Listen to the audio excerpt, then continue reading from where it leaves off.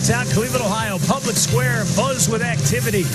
And all of northeastern Ohio, and Indians fans everywhere for that matter, are buzzing with the news that the Indians continue to keep the heat on in the American League Central Division race. They come in tonight 32-24 thanks to back-to-back walk-off wins. First, it was Jose Ramirez, who came home to a dousing after his walk-off home winner in the Game 2 of the series. And then last night, there wasn't a lot of liquid left. They used it all on Jose Ramirez, but Jordan Luplow walked it off for the Tribe last night. And so now a chance for a 4-game sweep of the White Sox here tonight. Hi again, everyone. Matt Underwood alongside Rick Manning. It's been incredible to watch this Indians club continue to keep the heat on both Chicago and Minnesota in the American League Central Division. And, Rick, now they still have hopes of potentially, mind you, winning the Central Division. Well, they played very well this year against the Chicago White Sox. That was the only team that beat them last year in the division. And it was Jose Ramirez, 3-run home run in the 10th inning to walk it off, and that really sparked this team. That was a good feeling. Put them into the playoffs. And then last night, Jordan Luplow, not to be outdone, but the Chicago White Sox are in town. You know, he hits home runs against them. He did it last night, ended that ball game, and it was a very good time to watch. All right, so the Indians have won 7 out of 9 against Chicago this year. So here's the deal. The Indians are 2 back of Minnesota for the Central Division crown. They're just a game back of the White Sox now for second place in the division. So there's still a lot that can happen with 4 games left in the season. Zach Plesac gets the start tonight for the Tribe. And, Rick, in 2 starts against the White Sox, he's been pretty dominant. He's been awesome. 1 here, 1 in Chicago. And I'll tell you, when you look at Zach Plesac, that changeup has played very well against those guys. Throwing that fastball, he has a minuscule ERA. But he hasn't given up a run in 2 starts, 14 innings, just 8 hits, and 18 strikeouts. Hasn't allowed but just 1 walk. So he has been dominant against the White Sox lineup this year. When this series began, all the talk was these 2 teams are set to meet in a week in the wild card series. Right now, the White Sox hitters are saying, no thanks, we'd rather play anybody. Yes, probably that's true. But the Cleveland Indians. All right, we'll be back with tonight's first pitch. Alan Jensen will join us, and we'll check in with Andre Knott coming up. Cleveland Indians baseball is brought to you by Spectrum Mobile. Spectrum Mobile has unlimited talk, text, and data. Save up to 40%. Go to SpectrumMobile.com today. By your local Toyota dealers. Visit buyatoyota.com. Toyota, let's go places. By Fred Martin Superstore. Their used cars come with a free lifetime powertrain warranty. And by Wendy's. A breakfast so good, you'll want to tell someone about it. That kind of made me go back and look at numbers. He said in seeing Jose Ramirez over the last week or so, it reminds him a little bit more of the guy from 2 years ago. Not the guy that struggled last year for most of the season and got hot late, but the guy that was in the MVP running for the 2 years prior to that, came in 3rd. So we went to look at some numbers and looked at strikeouts and doubles and triples and home runs. And look at this, Matt and Rick, 326 strikeouts. But he's got 320 extra base hits. The other number that I love with all of this as you look at his triples and home runs is that he has 107 steals during the same amount of time. So I got rid of Ward. I got rid of all his teammates talking about it, Arch. I gave you those numbers. You can't tell me that's not one of the best players in baseball over the last 4 seasons when you look at those numbers. And we've got some more later on tonight to kind of show people how well Jose Ramirez has played the last 4 seasons here in the major leagues. And certainly one of the most exciting players. He brings energy to the ballpark every single night. And I thought Franmil Reyes was pretty exciting in his pantomime version of Andre you didn't Knott. notice this, Andre, but he was right behind you talking like you were. Yeah, you have to check out the videotape. I'll tell you what, I'll switch paychecks with him, and he can do that, and I'll hit my muscle every time for him if he wants to. Go to the replay. Challenge it, Andre, challenge it. I've already heard about it, Matt. You guys are all over me. All right, here we go. Check your monitor. All right, now look at it. Look at it. Look behind. He's got he don't look as good as me, though. He's got to get his Mr. Rogers sweater on. Hand gestures. Oh, look. He's got it all. He's coming for your job, man. Oh, man. I guess I got to go to the batting cage then. All right, so obviously everybody's in a good mood, and why wouldn't they? I mean, they're playing maybe their best baseball of the season, considering the opponent, considering the magnitude of the situation, where you're at, getting ready for postseason play. They've won 6 of 7. They've sent the Sox into a bit of a tailspin, having lost 4 straight now. And who knows where things are going to end up by the end of this weekend. You know, that we went from the Indians and the White Sox almost a certain matchup next week to now, who knows? Well, I guarantee you they opened the White Sox eyes because they came in here, you know, and they thought, okay, we're in the playoffs. We clinched. We're in there. But you know what? The Indians came out and they've beaten them 3 straight times. And they're the ones having the fun right now. And now Chicago has to really get serious and then try and get back and win this ball game, because if they can win tonight, they'll go into a tie with Minnesota. If they don't, the Indians are going to continue to roll, and there's still a chance for them to move up. And the White Sox will send Dallas Keuchel to the mound. He missed time with a back injury, came back, pitched well his last time out. But right now, I think he's penciled in as their number 2 starter in the postseason. So there will be a lot of anxious eyes on Keuchel and how he performs tonight for the White Sox. For Cleveland, I don't think there's a lot of concern where Zach Plesac is, because he's been pitching so well, really, for the Indians. Oh, yeah. Zach's ready. He's going to be the number 2 guy, and rightfully so. He's earned it. He's went out there, and he's been dealing. You know, in his last start against the Tigers, you know, it was the 1-0 ball game of the win. He had an immaculate inning, if we remember. 9 pitches, 3 strikeouts in Detroit, 7 2/3 innings. So he was unbelievable. So he's going to try and finish his season, you know, with another positive note. And he's pitched very well against the White Sox in his 2 times out this year. I told you, 2 games, 14 innings. He's 1-0. And he hasn't given up a run yet. And he's struck out 18 and only walked 1. But he's getting himself ready. And this should be another very good ball game. This could be like last night, you know, with a playoff game. He's a little late to the party. The game was supposed to start a minute ago. He's now just taking the field as the Indians storm onto the diamond. And we'll take a look at the storylines brought to you by Wayside Furniture. Pretty obvious, big swing game for Cleveland. If they can win, it really puts a bind on the top of the standings. And Zach Plesac, I personally don't think there's any doubt he slates in right behind Shane Bieber. No question. And he's going to be the Nissan starting pitcher for the Tribe tonight. You can see it, 1.85 ERA this year in 7 starts, 4-2 record. Numbers are outstanding. 50 strikeouts, just 4 walks. He's had an outstanding changeup. In his last start, the changeup and slider were both wipeout. And he goes out there and he's got that good fastball as well. So hopefully he's going to go out there and put zeros on the board like they try to do every single time out. And Rick Renteria's starting lineup for Chicago. Tim Anderson still holding in there, number 2 in the batting race behind DJ LeMahieu of the Yankees. Yohan Moncada batting behind Anderson. Then Yasmani Grandal back in the starting lineup, hitting 3rd. Jose Abreu in the MVP race along with Jose Ramirez bats cleanup. Eloy Jimenez, then Edwin Encarnacion. Nomar Mazara back in the lineup tonight. He's in right field hitting 7th. Yomer Sanchez gets a rare start. He's in there batting 8th in for Nick Madrigal. And Gerard Dyson starting in place of the struggling Luis Robert in center field hitting 9th. Let's check out that Indians defense, brought to you by your local Spitzer location. Mercado, DeShields, and Luke Lowe in the outfield. On the infield, Ramirez, Lindor, Hernandez, Santana, and Perez back behind the plate tonight. And we'll get a look at the umpiring crew tonight. Nick Lentz will call the balls and strikes. Native of Grand Rapids, Michigan.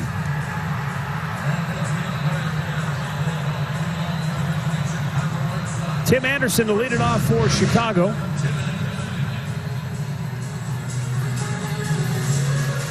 The Indians have kept the clamps on him, man. He's just 2 for 13 in the series. You let him get on base and create havoc, and the White Sox, they go.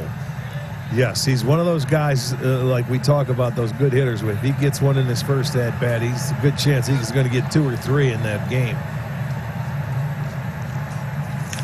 Swings at the first pitch and pulls it foul.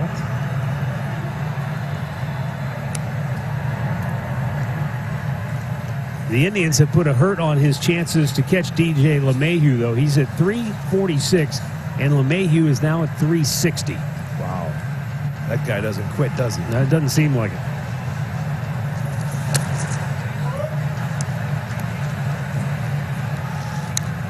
If Anderson can get hot over the last 4 games, he would become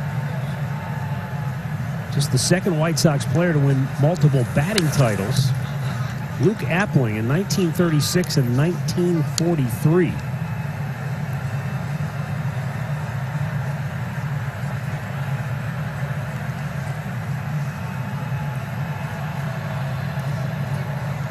it's surprising when I read that I had to do a double take because I thought, wait a minute, Frank Thomas never won a batting title? All those years he was always high batting average guy. Swing and a miss. Down goes Tim Anderson. Yeah, and he would walk a lot too, so he'd save some at-bats.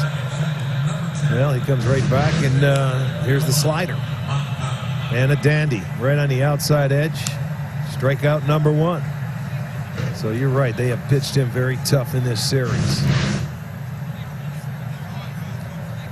Boy, and this White Sox team, they came in, best batting average in the league. They're now number 2. They're first in home runs, but the Indians have found some areas where you can pitch to these guys, and they've done a great job all season long. Yoan Moncada. He takes a curveball for a strike.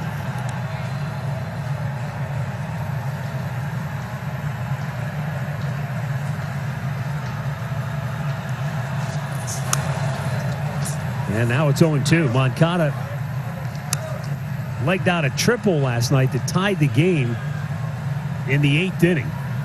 Leading off that 8th inning for Chicago, came home on a sac fly. That's just the second hit for Moncada in his last 34 at-bats. Boy, he's one of those players, and he's at the top part of their lineup. When he's swinging it well like he did last year, they're awfully good. He's the switch hitter, but having a tough year. We talked about the energy level. Yeah, and I have to take him at his word. I mean, he had the COVID-19 virus before summer camp began, and he said, boy, the energy's just not there. He feels sluggish most days. I mean, you have to take it for what it's worth, because this guy's an exciting young player.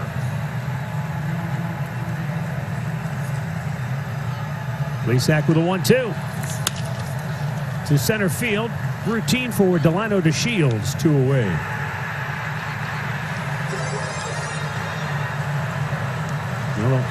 Zach Plesac in his 2 starts has struck out 18 White Sox batters. Let's take a look. Here they come. StatCast 3D powered by Google Cloud.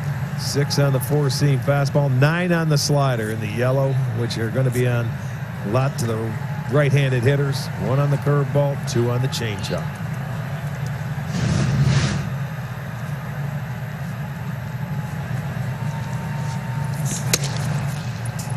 Yasmani Grandal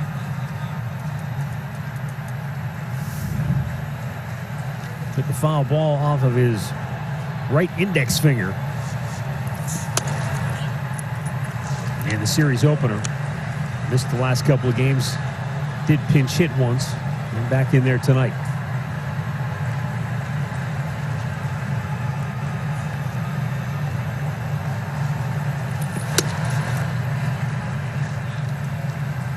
Three and 0.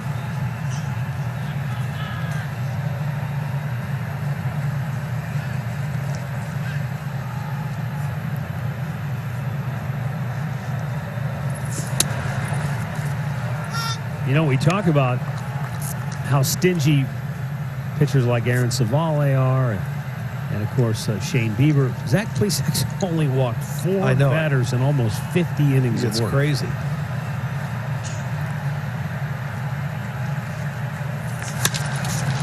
Backhanded by Santana, and Plesac's right there for the flip. The White Sox go 1-2-3. Starting pitcher, and Keuchel has had a nice year for him. He's 6-2, second ERA at 2.04.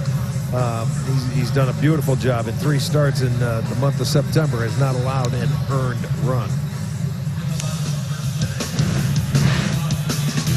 Acting manager Sandy Alomar starting lineup for the Indians, brought to you by Progressive Insurance. Francisco Lindor will lead it off. Cesar Hernandez in the 2-hole. Then it's Jose Ramirez, Carlos Santana, and Franmil Reyes. The top 5 remain unchanged. Jordan Luplow getting the start. Once again, he's in the 6-hole. Oscar Mercado, Roberto Perez, and Delino DeShields. All right-handed hitters against the lefty Dallas Keuchel.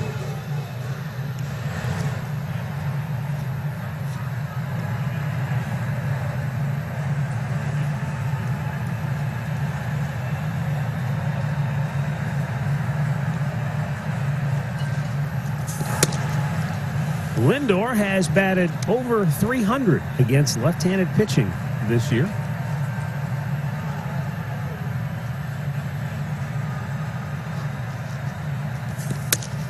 And Dallas Keuchel misses 2-0.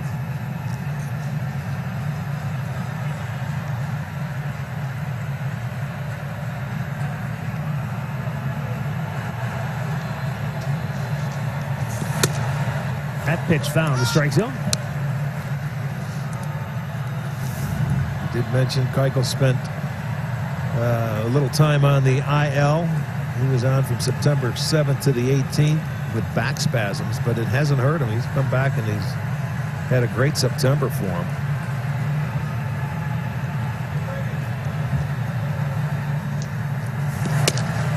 All right, I got a question. Do numbers lie? And I say that, Arch, because you said he's had a great September, and not to go against you. He had 11 days off. In his last start, what is Dallas Keuchel known for? When you think of Dallas Keuchel, you think of ground balls, correct? Yes. His last start, he did not get one out on the ground. He had 3 walks, and he said after the start, it was the luckiest start of his career. He threw 75 pitches. He said he felt good, but physically still real weak. He just feels like he doesn't have the stuff exactly where he wants it. Said he was lucky his last time out. So this is an important start for him because his next start is going to be in the playoffs. And to me, if they don't have Dallas Keuchel right, they don't have a chance. Chopped up the middle. Well, there's your first ground ball. Just like that. Huh? 1 down. Let's check out that White Sox defense behind Keuchel tonight.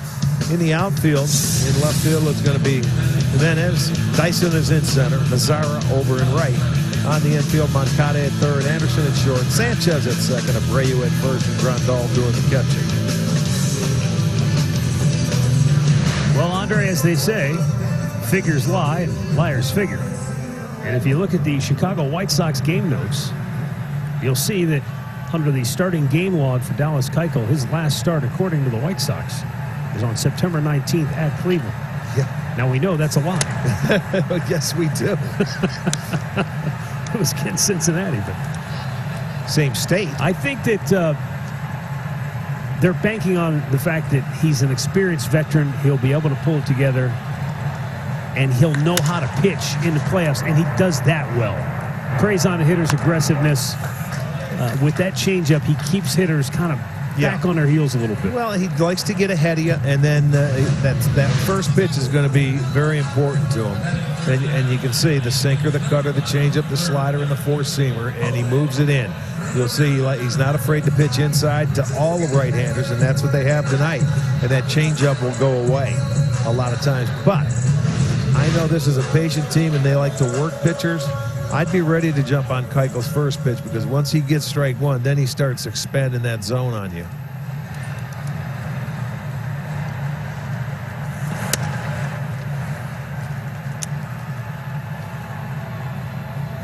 And it's all about location for him.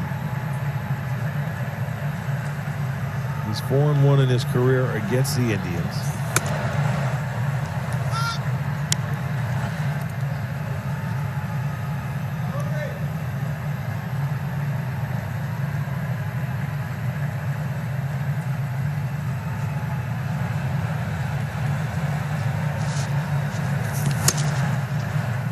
Well, it also goes to show you why you have to build organizationally when you're a middle market team. You've got to build from within with your pitching.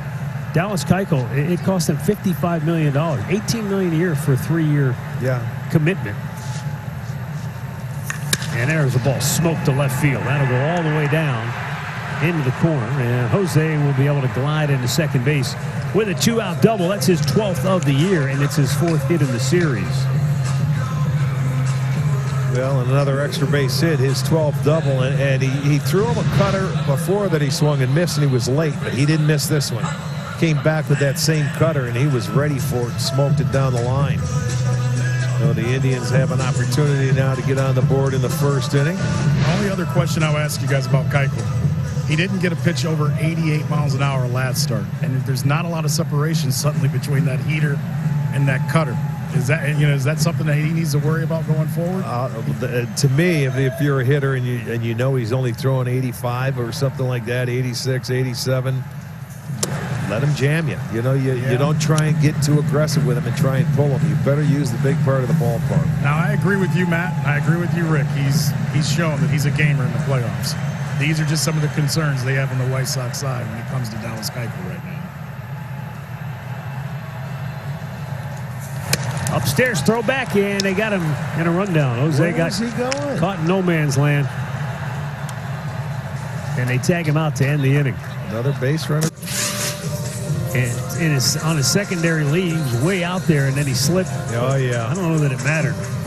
Yeah, it didn't look like it, but, you know, he got out there, and they knew something was on him. We told you this whole series, those second baseman and shortstop, when you get a guy at second base, they are not afraid to come behind and make a pitcher spin and move and throw. But Grandal was ready. He was waiting for him.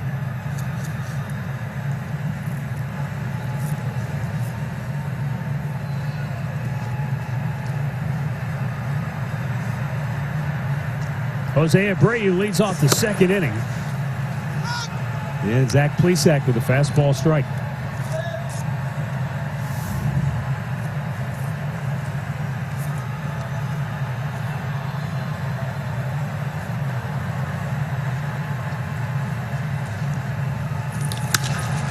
Right field, back is Luplow on the track and makes the catch just in front of the wall for out number one. A loud line drive out.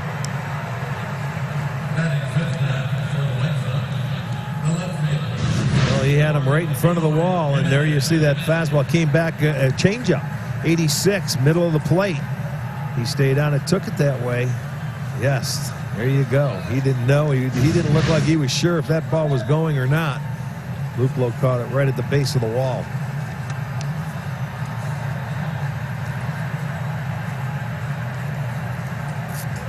And we'll bring Eloy Jimenez to the plate. He's hit in each of the 3 games in the series, 5 out of 12, including a home run. He's one of the few White Sox that you can say has really swung the bat well consistently throughout this series. The Indians' pitching has really been tough on a number of these White Sox hitters.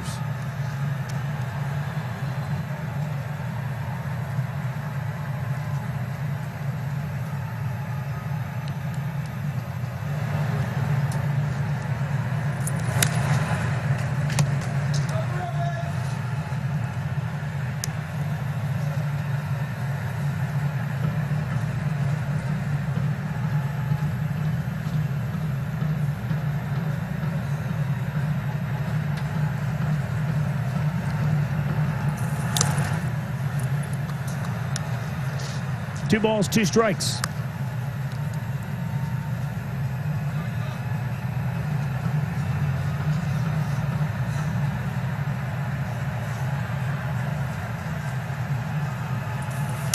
Tried to hold up, but he went around.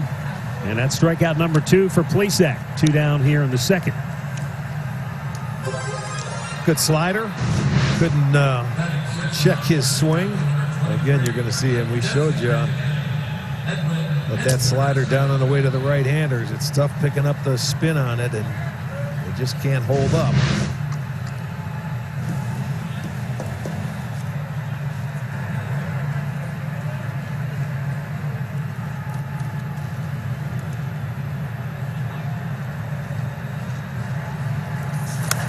And a check swing foul back by Edwin Encarnacion.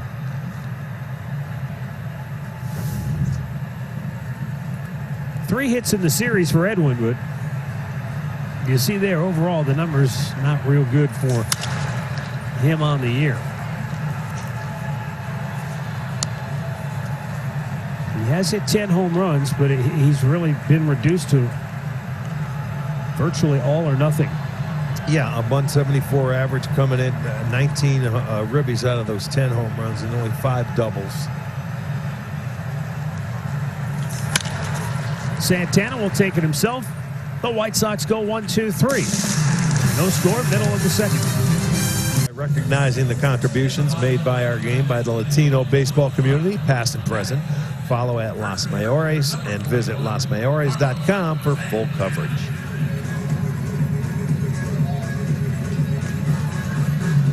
Carlos Santana to lead off. The bottom of the second inning, no score. Santana, 3 hits in the series. 2 of them have been home runs. Last night, He led off the second inning with a solo dinger. Give the Indians an early lead.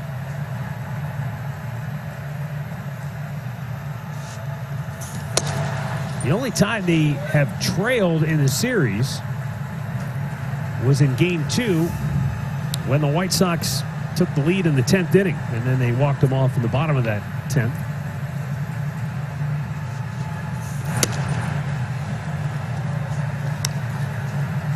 They scored 3 runs in the first inning in Game 1. Got a solo homer from Cesar Hernandez in the first inning in Game 2. Solo homer last night in the second inning. So scoring early, which the last couple of years has been their calling card, has once again served them well in this series.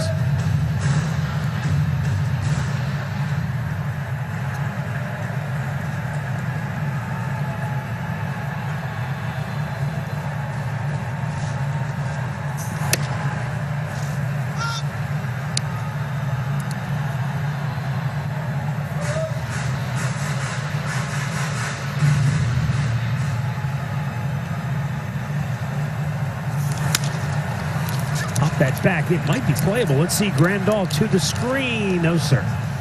Can't get to it. Yeah, that's what he does. Keuchel never gives in. He fell behind 3-0, and then it looked like a couple of cutters maybe. And, you know, he's not going to challenge the guys with the fastball. He's going to see how aggressive they want to be on his off-speed pitches. So if he's not throwing that hard, you know, in the mid-80s, then you got to really be conscious of staying back against him. Comes a breaking ball.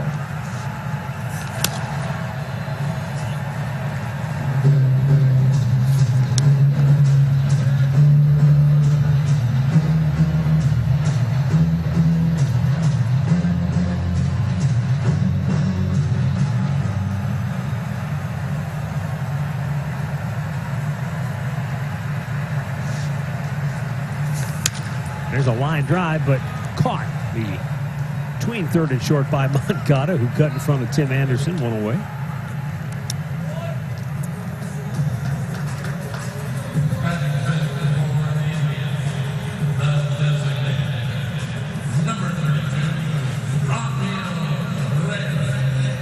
It's rare that you would have a ball in the air on a line drive like that and potentially have 2 infielders colliding. But, you know, you start thinking about more and more now with the way shifts are and the way guys position themselves. They're getting a little closer together. Yes. You know, and it was a changeup, like what he hit.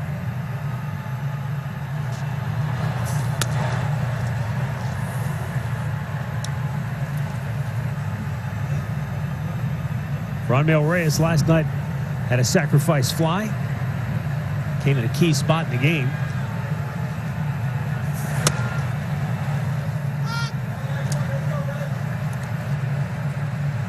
And this is where that pitch right there is a perfect example of who Dallas Keuchel is right now. I mean, as you said, not overpowering, but when he can hit that spot and pepper that, that's what he relies on. There's that changeup down on the way to the right. You know, hit that and then start expanding just a little bit. You know, but he'll throw inside just to keep you honest. You know, he'll command both parts of the plate. Sure. Just barely. I mean, that's what you have to be ready for. He's not going to leave anything in the middle. If he does, you know, you better not foul it off. But the big man here, he should be looking at right center field. There's a changeup. 2 down.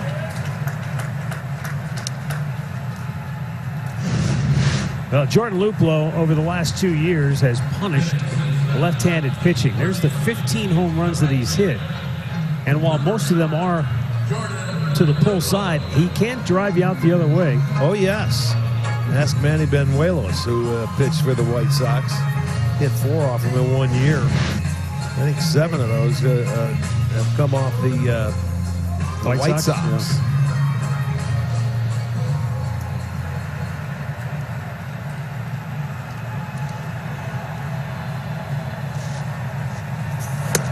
Capital One Unique Performer shows you that Luplow Of his 17 home runs with the Tribe, 7 have come against the Chicago White Sox.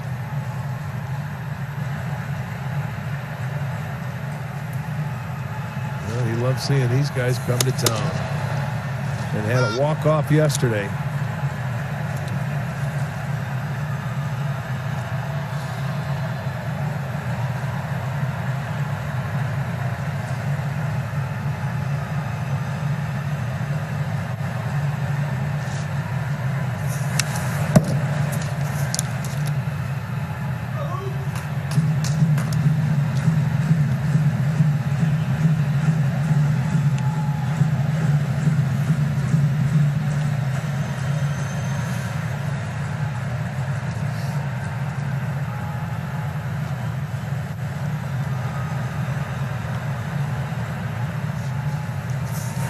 A little low 2-2.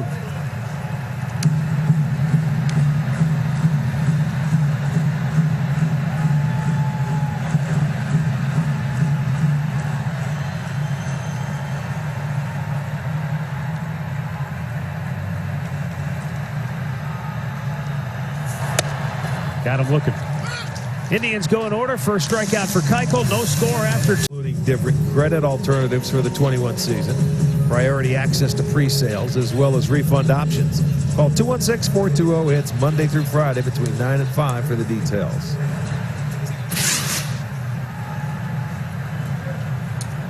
Zach Plesac has the bottom third of the White Sox order. Nomar Mazara, Yomer Sanchez, and Jarrod Dyson due up.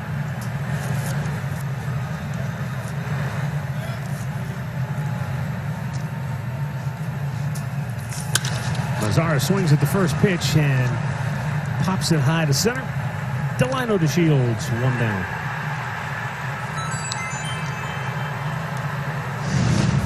Great clip of the game last night. Shane Bieber yet again. 5 innings. 2 hits, walked 3, punched out 10. Finishes the year with a 163 earned run average. He did all that on 98 pitches. Yeah, he struggled early in the game with his breaking ball. That's why he was getting the strikeouts with that fastball, made some adjustments. He knew they were sitting on it. But just an unbelievable season for Bieber. 122 strikeouts in, what do you got, 177 innings. Wow.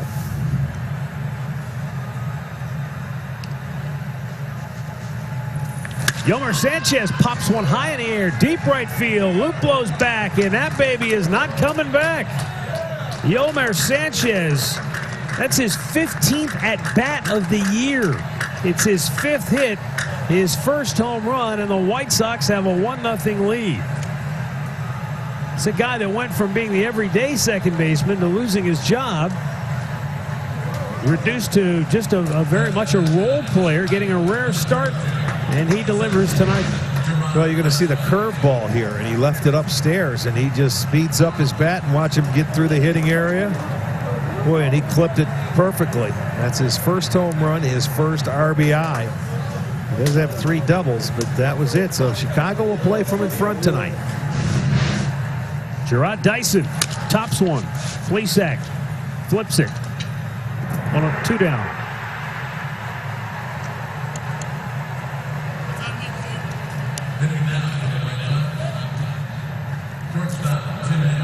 Back to the top of the order, and Tim Anderson.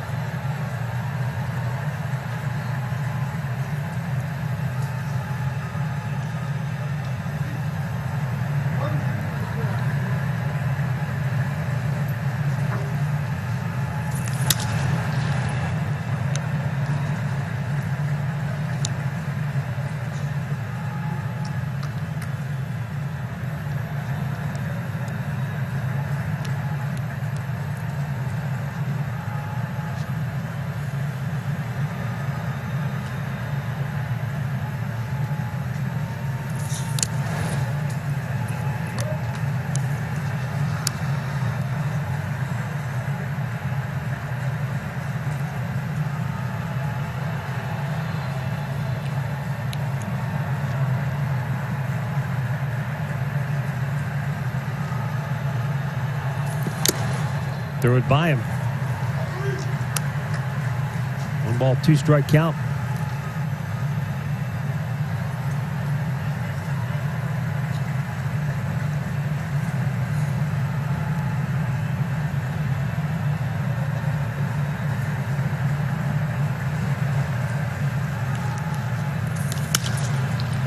That's going to go out of play.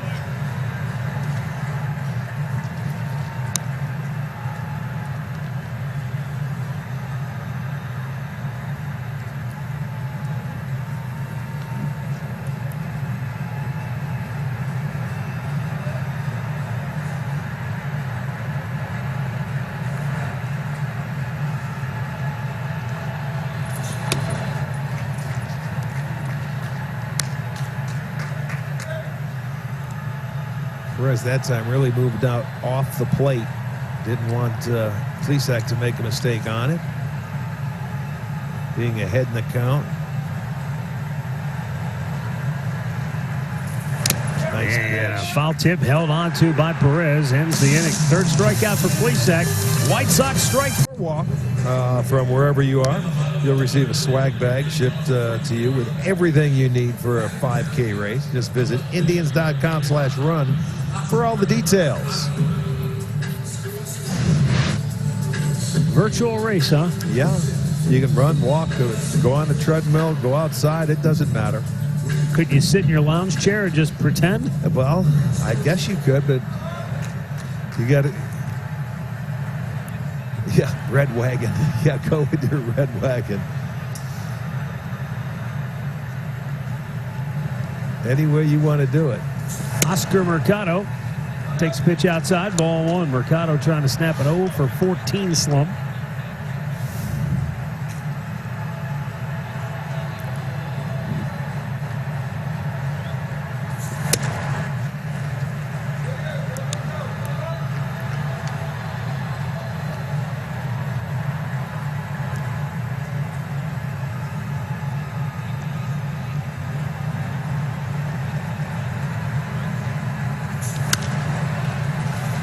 That is playable in foul territory. Abreu.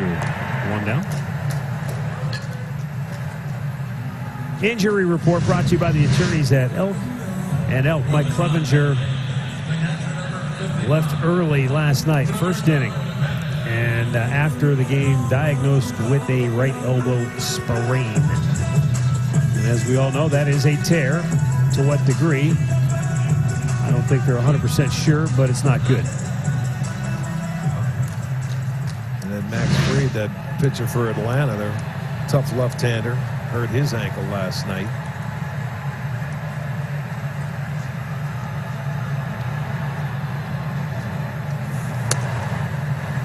Roberto Perez.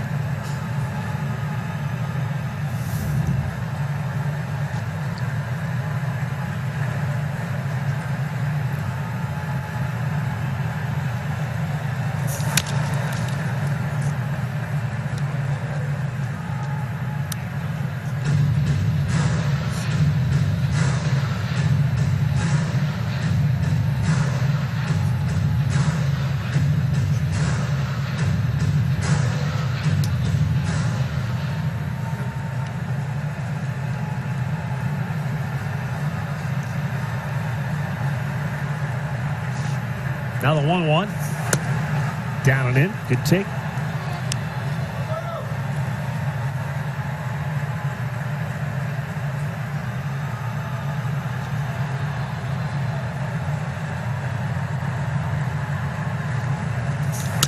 There's a nice piece hit and is taking the ball and going the other way. Roberto's going to go for 2. And he'll be able to glide in there with. Well, he better get in there. He could have, but he wanted to get those pants dirty. So he's got a 1-out double. You know, I mentioned it with Oscar Mercado, and Roberto falls in the same category. You know, you could talk about trying to snap out of a slump or doing this or doing that. I think at this point in the season, for both Oscar and for Roberto, it's not about the numbers or what they've done to this point. It's just about, hey, I just want to take this at bat, try to do something positive with it, and maybe build on that for the next one, because you're not going to You could get hot in the last 4 games. What's that get you? Nothing, right? Well, So, you just got to go out there. That's his first extra base hit in the last, 43, 44 at-bats that he's had. good, who's counting? I am. So he gets himself in scoring position, a 1-out double. It's only his second double this year. Delano right to the third baseman. 2 down.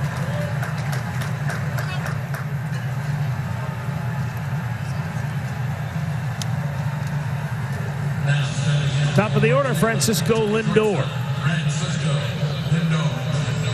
Well, I'll tell you who's counting is Bart Swain. He said that's Roberto's first extra base hit since September 1st for 14 games. Yeah.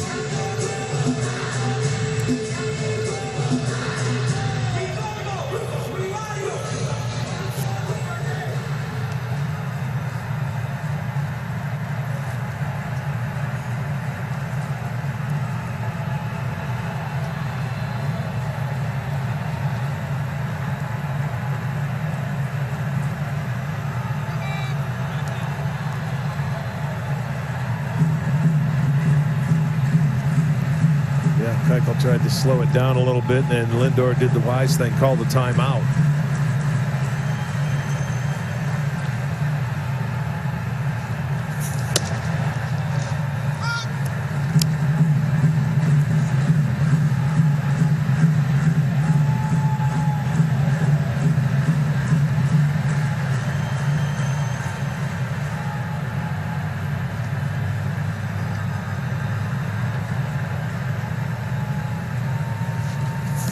Trying to hold up, but that breaking ball bearing in on him. Chased after it. It was a cut fastball, but boy, it reacts a lot like a slider. Maybe a little more firm.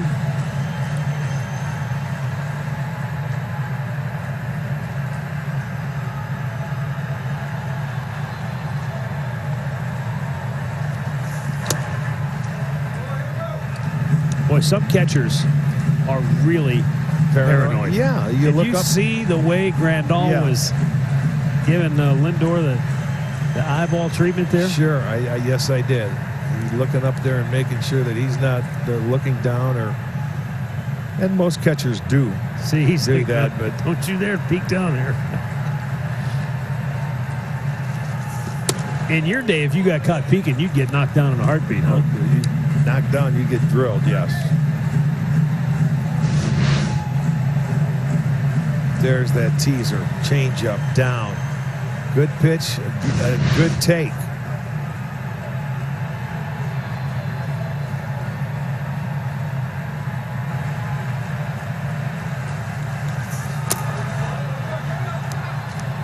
There you go, the patience. You see, he's trying to get him to swing at his pitch. And Keuchel, even when you get to 3-2 like he is now, he's not going to change. He's gonna try. He has first base open. Not that he necessarily wants to walk him, but he wants him to swing at his pitch.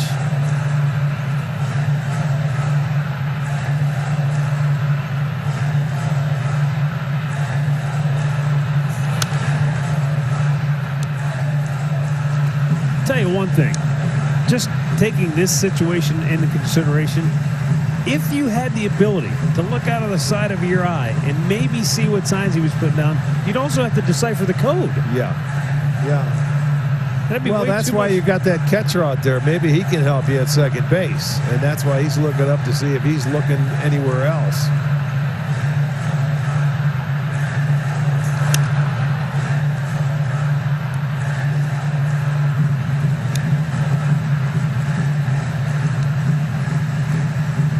Frankie's doing a nice job staying back in this at-bat.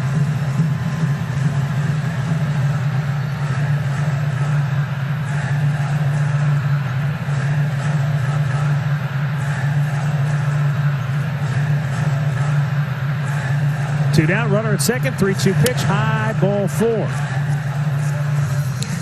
Good at bat for Lindor. Yeah, it was. First walk for Keuchel. And it brings up Cesar Hernandez.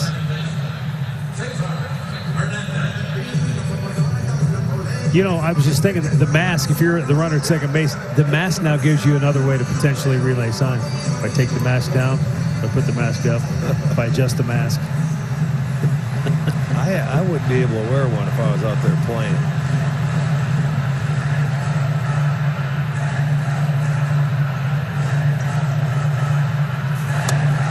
We've seen like evolution. Like Cesar Hernandez early on, he had it all the time. I know. Lately, he never wears it. That's right. I mean, you're right. When it first started, we figured we may not see this guy's face all year long.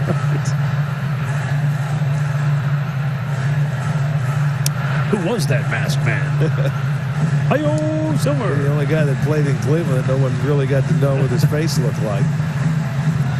Especially with no fans in the stands. 2 on, 2 out. 1-1 count.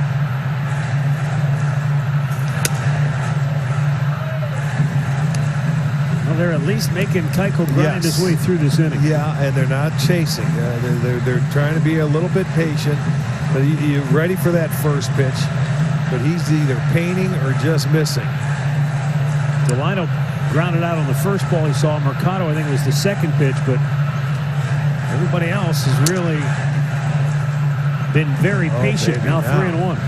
Now, if you're Hernandez, this is something you want to look. You can look at middle of the plate and something off speed, because I don't think he's going to throw him a fastball here.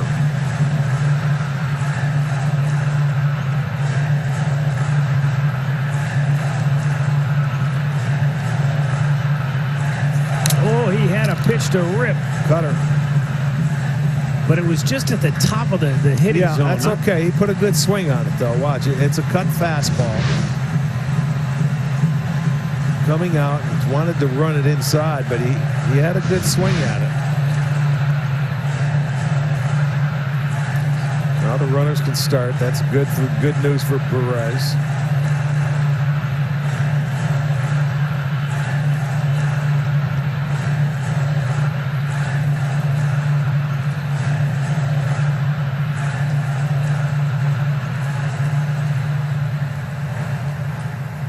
Runners go, 3-2 pitch, right field, down the line. It's a fair ball. Kicks off the side wall, and they're going to say it hit the railing and was out of play. So the Indians will lose a run on this. That's a shame. Yeah, that's too bad. What a beautiful job by Hernandez of going with that pitch. That's a crying shame, because Lindor would have scored easily. They tied the game on the double by Hernandez, his 19th double of the year, RBI number 17. Look at that. That ball was off the plate. It was his fastball at 87. He let it track deep. Beautiful job of hitting, and watch. That is our Spectra Mobile replay. Stays inside the line. Oh, and I see it went into the seats. I thought it came off that wall, but that's too bad. Sandy Alomar came out to get clarification. I think he wanted to know the same thing you did. What did it hit exactly? Yeah, I mean, it went into the seats. That was legit. But give them another double. That's 19, and they respond. They answer to the White Sox run in that top half of the inning, and there you go. And even though he's got a base open, now you get Jose Ramirez to the plate. Yeah, but here's a pitcher that, he's smart enough. He's not going to give in. He may end up walking him, but it won't be intentionally. It'll be the intentional walk.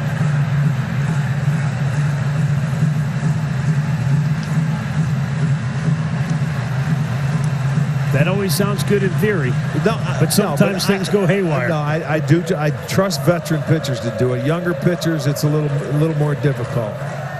Usually you just say, okay, give me 4. And if they've been watching this guy swing the bat, which they have, I would do it right now. Don't even give them an option, but they're going to let Keuchel go ahead and up the middle, and Anderson scoops it up and throws him out.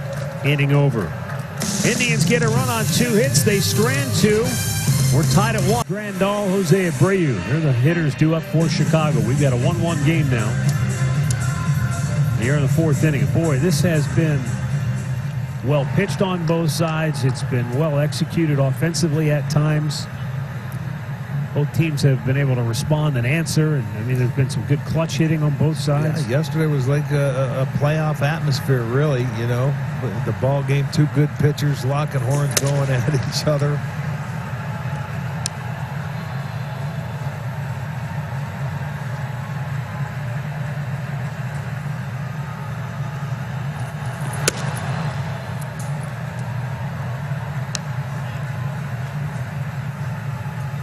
Moncada fly to center his first time up.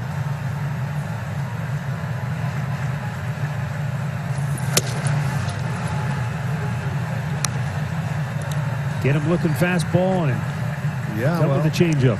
he has such a good changeup. I mean, that was his pitch his last start. It was as nasty as you could imagine. And he's got a good one.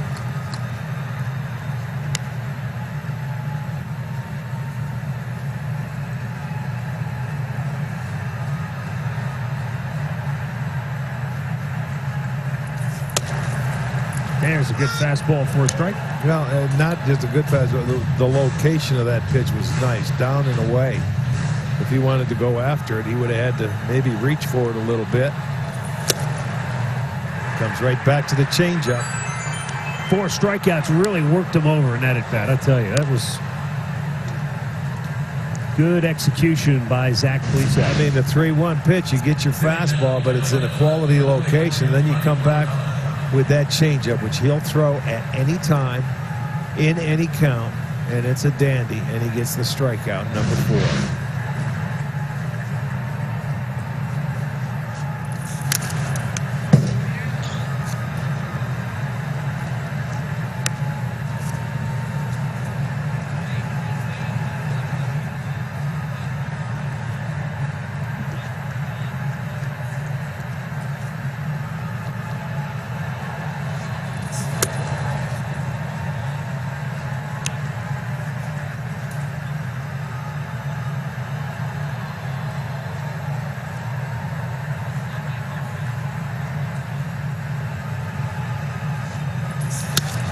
Grandal couldn't have been in a better spot first time up. He had a 3-0 count. Then it was 3-1. And then he hit a sharp ground ball to first, but Santana was able to corral it and throw him out to end that inning.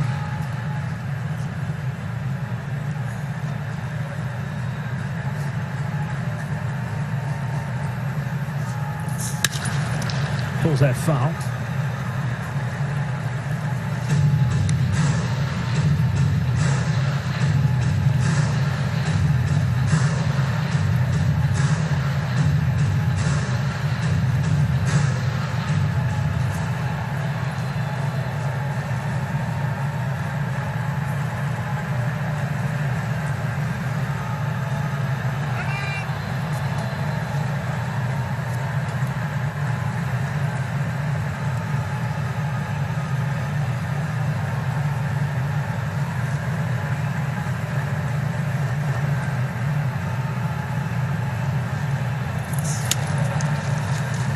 That's strike 3, but Grandal didn't see it got away from Perez, so it'll be an easy toss down to first, 2 away. 5 strikeouts, 3 in a row now for Plesac.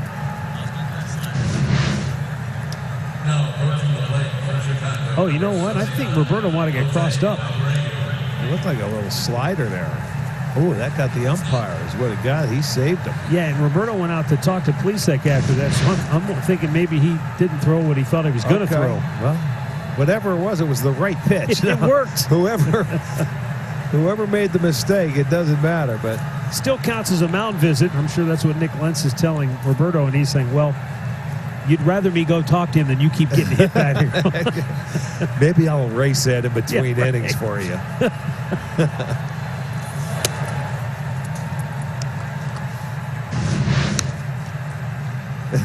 He's looking at him with that little smile. Are you kidding me? I thought you put this down.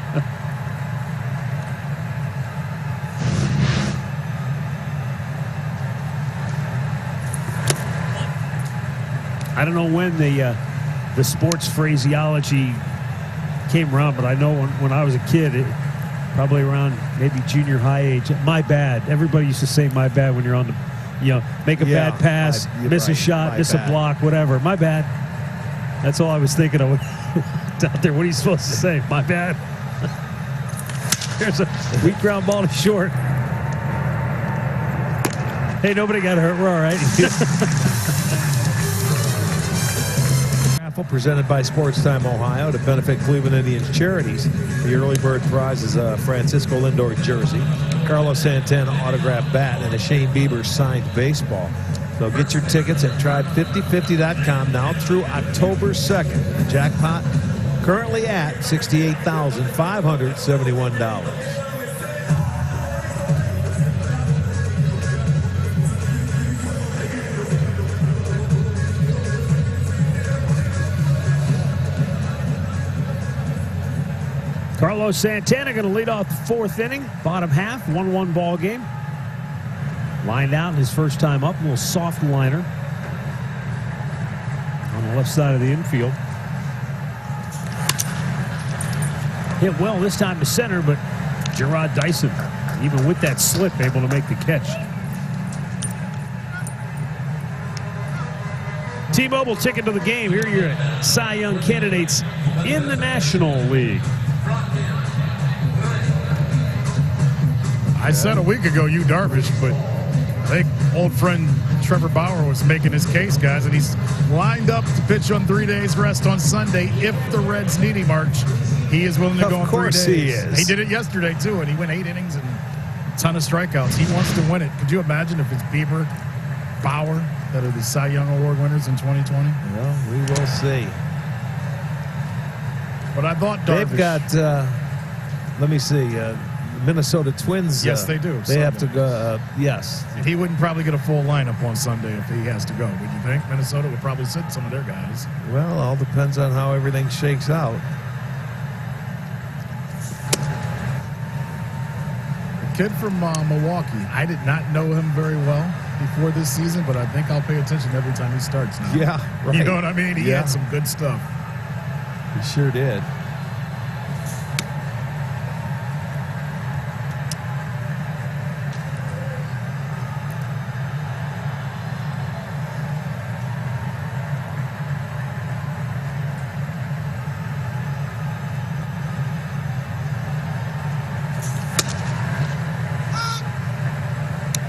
Cut fastball caught the outside corner. 3-1 for Reyes. That's like his number one pitch, I would think. He throws that more than I think anything else. Certainly more than the four-seamer. And then mix that changeup in and then a breaking ball. That cutter's been his favorite. Well, even when you get yourself into a good hitter's count, he's not going to give in. I want to give a shout out to a big Tribe fan, Rick Paul from Middleburg. Been paying attention to the Tribe. I had to watch the last 2 walk-offs, and he's going to stay tuned for the playoffs. Rick, how you doing, pal? also want to send out special happy 54th anniversary wishes to George and Arlene Harris in Ashland, Ohio. Ashland, all right. Yeah. I knew we had to get some Ashland in before this season's over with. Congratulations. There's a drive into right center field and a heck of a catch by Mazzara. He's able to run it down. And the Indians go 1-2. Is brought to you by your local Kia dealers. Visit Kia.com to see what it means to give it everything. By the injury lawyers at Elk & Elk, proud partners of the Cleveland Indians, call 1-800-ELK-OHIO. And by Akron Children's Hospital, taking extra precautions at every location to keep your family safe.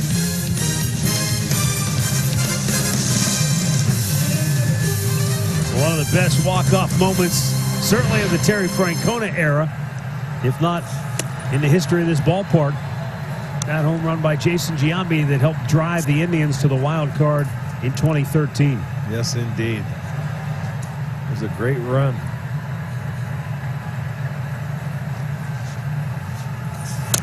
Nice pitch. Eloy Jimenez takes a look, and he's in the hole 0-2.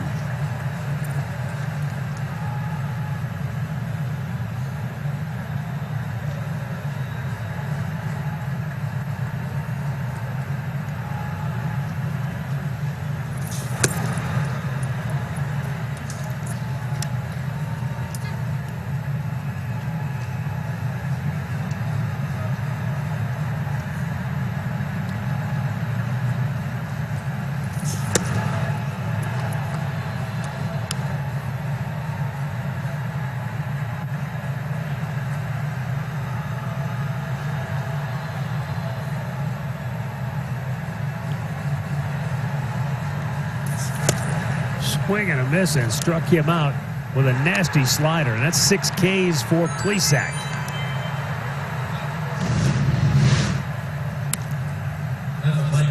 Well, you remember that 10-game winning streak they had to end the season. They needed every one of them. 21-6 in September. Yeah, that was what a push. And man, did they dominate this White Sox team. 17 games. Yes, yeah, that's right. That was 17-2 year. And then they came back last year and had Detroit 18-1. I didn't think you could have a better season than 17-2. And I think the White Sox took that personally because they came back the next year and they wanted to beat the Indians every time. Yeah. And the White Sox were the only team that had a better record against the Indians in the whole division last year. Well, what did the Indians' win streak end up against the Tigers this year? 20. 20. Yes, because they lost the second game. They won 17 straight, and then the first 3 this year before they got beat. Let me ask you this about the White Sox, about the team now. You know, I thought last year they competed against the Indians. They played with something against the Indians. If you remember, I want to say the Indians went 500 against the White Sox last year. The White Sox are the only team to have a better record. That's right. And in the division, the White Sox had a better record. But they don't seem to have that same fire against the Indians this season for whatever reason, Arch. No, they don't. And I mean, their manager's only been kicked out of 2 games all season against the Indians. Yeah. I just don't. And he was protecting the players, the guys that were opening their mouths. He was trying to keep them in the game is what he was doing. I guess what I'm saying is they've gotten over the hump by getting into the playoffs, but it still seems like they have something. I know a couple of Indians players have kind of said to me, you know, they're not putting them down, but they don't mind playing them because they think they get a little tight when they play against the Indians. And I've got something from Abreu last night that kind of admitted that and agreed to. Popped them up, shallow center. Well, they're afraid of their pitching is what they're afraid of. 2 down. Pitching has been dominant against them this year. I look at it like this.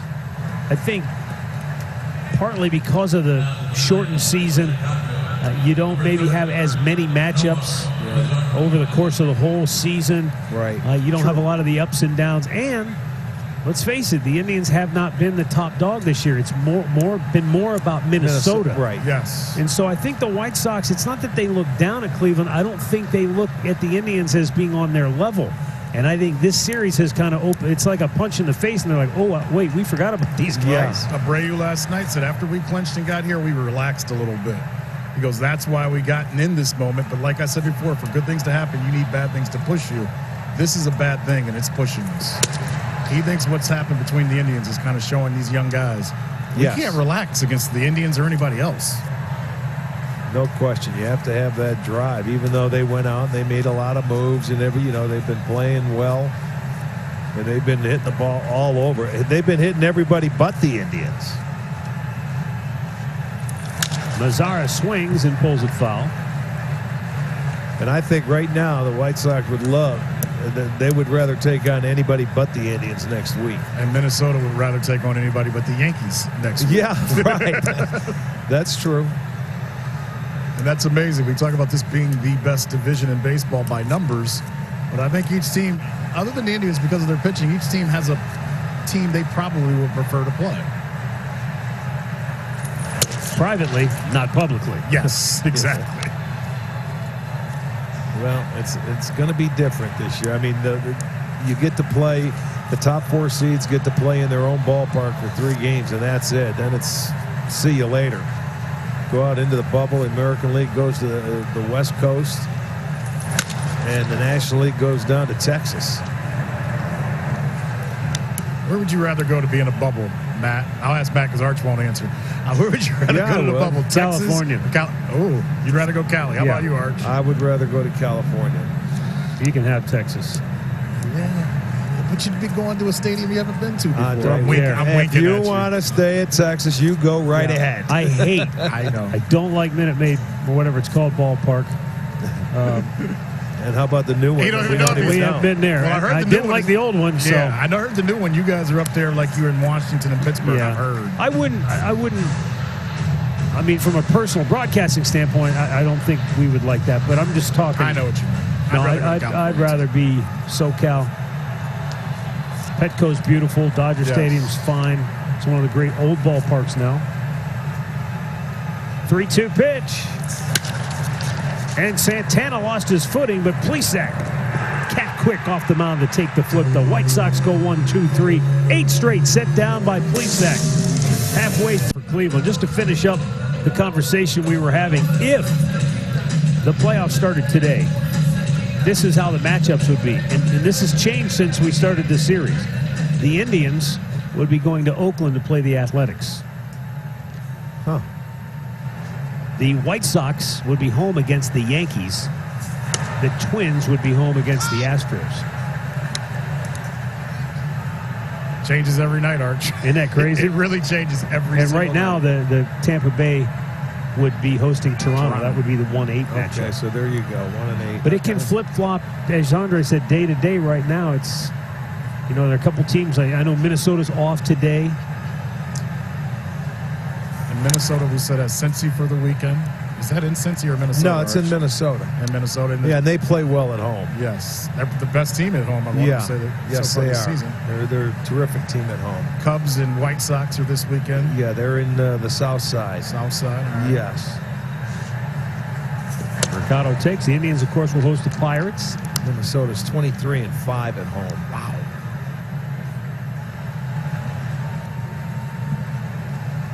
I'm not sure who Oakland plays this weekend, but Oakland's pretty much set, correct, Matt?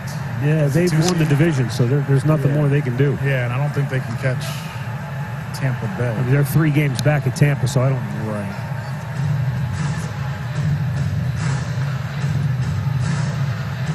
So I would say by Saturday we'll know the 1 and 2 seeds. I was going to say 3, but things could change in the AL Central either way that you would. You know what, Andre? I take that back. Houston, or rather Oakland, they've got some games to make up still. So I don't know if those are. If they have doubleheaders coming up this weekend, they've only played 55 games, so they're a couple behind. So if they got 1 doubleheader scheduled, Murph tells me, so maybe there's still a chance to catch Okay. Tampa, but Yeah. probably not. They virtually have to win out, I think. Yeah, they have 1. They've got the Dodgers tonight, then they've got Seattle for 4 in 3 days. 2 on Saturday.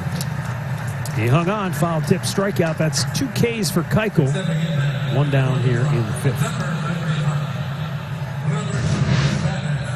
There's the changeup. Down and away. That's where he throws it to the right-handers. Mercado did get a piece, but right into the glove.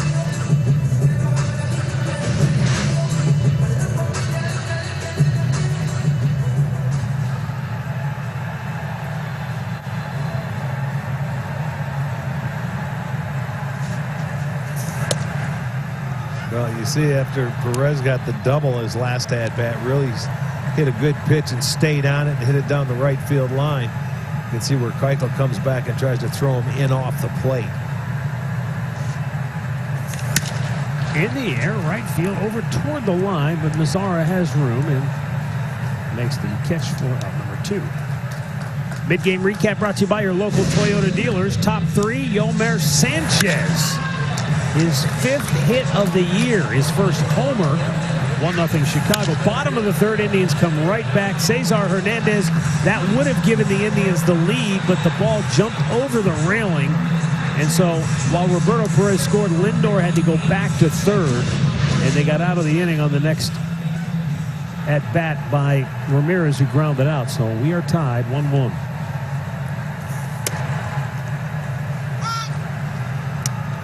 Sometimes those ground rules save you, sometimes they cost you. Yeah, well, that's frustrating. I thought it hit off the railing, but it did go into the seats.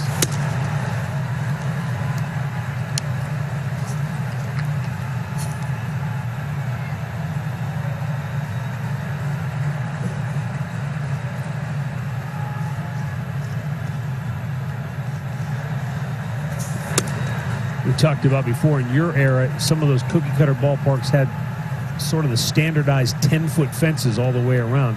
You didn't see as many ground rule pop-over doubles as you see nowadays. No, all the new ballparks, the seats are right on the field. I mean, the dugout used to be far away. There used to be foul territory in the old ballparks. The newer ones, you know, much more fan-friendly that they built.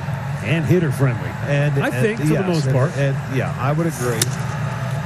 Delino chases, strikes out, 7 straight set down by the White Sox lefty. We're tied at 1. Good ball game. Matched up. You look at the comparison between Keuchel and Plesac, both 5 innings. Keuchel's given up 3 hits. There's 3 doubles. Plesac, the only hit was a home run. To this guy. Yes, indeed. Of all people. Yolmer Sanchez. He hit a curveball. Second pitch of the at-bat. You know, he's getting a start at second today. You mentioned, but he had 15 at-bats. Yeah, I mean, 14 at-bats coming in. Yeah, that was his 15th at-bat at his first home run. But the story really is even more interesting than that. The only team that he had ever played with, only organization he'd ever played in the last 10 years was the White Sox. And then after last year, and they had paid him a pretty good buck. He made over $4.5 million, but then he walked. He was a free agent. Signed a minor league deal with the Giants. And then didn't stick. Yeah. And so he was just sitting out there, and the White Sox said, we had to sign him just as a little insurance policy. So they just signed him in August. Well, he's paid dividends then tonight. Draws a leadoff walk. He's the only guy that's reached. That is incredible. 5th walk by Plesac this year. But, you know, you think about it, the White Sox, they knew Madrigal was going to be their guy. So Right. That's why they let him walk. They had Danny Mendick, and he filled in earlier this year when Madrigal was hurt when we played them. Right. I remember that. But picking up But they Sanchez, knew what they had. They Yeah. had him for so long, as you say. Hopped in the air. Oh, baby. And Jose Ramirez has it, and Gerard Dyson. Frustration right there. Our Miller Lite moment. Zach Plesac has struck out a half dozen Chicago hitters through the first 5 frames. Check that slider. That slider has been, once again, very good. He had the terrific one in his last start to go with his changeup. Same thing going on tonight, just the one hit.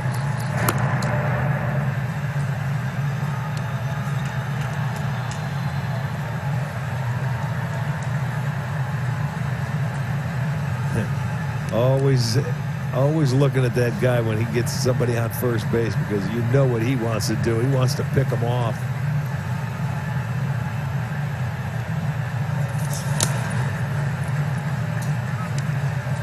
Now Tim Anderson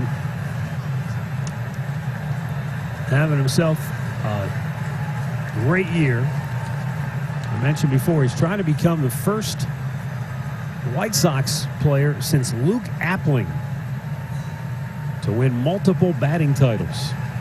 Appling in 1936 and again in 1943 was the American League batting champ.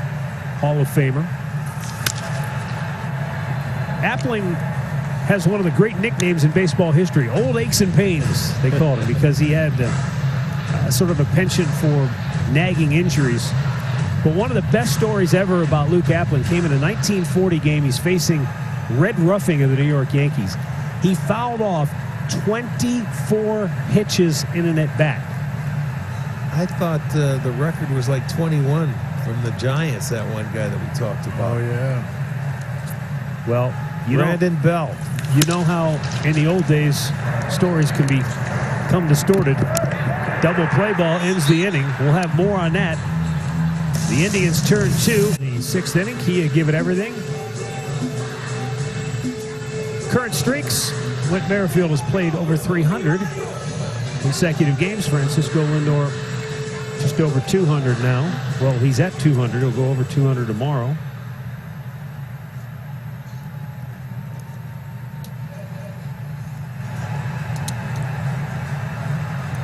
Lindor leads it off. He has grounded out and walked. So to finish that story, again, to quote the man who shot Liberty Balance, when the legend becomes fact, you print the legend anyway. So even if it wasn't really the record, we're staying with it. And again, you know, back then they had a way of maybe elaborating on a story to make it sound better. But anyway, the story goes he fouled off 24 pitches in and at bat against Red Ruffing. He said every now and then I take a pitch, but after it was all said and done, Red could hardly lift his arm, and he drew a walk, and they took him out of the game. And he said he cussed me all the way to the dugout. Rightfully so. Well, you know what happens after those guys have an at-bat like that, a 10 or 11 pitch at-bat we're talking, not a 23 or 24. Or that great one we saw by Ramirez here against Houston. 17 he had. And then the reason why I was thinking about that, because they had one this year, Matt Wieters of the Cardinals, fouled off 18. And that's how we started talking about it. Yep. So the names back then were much better as well.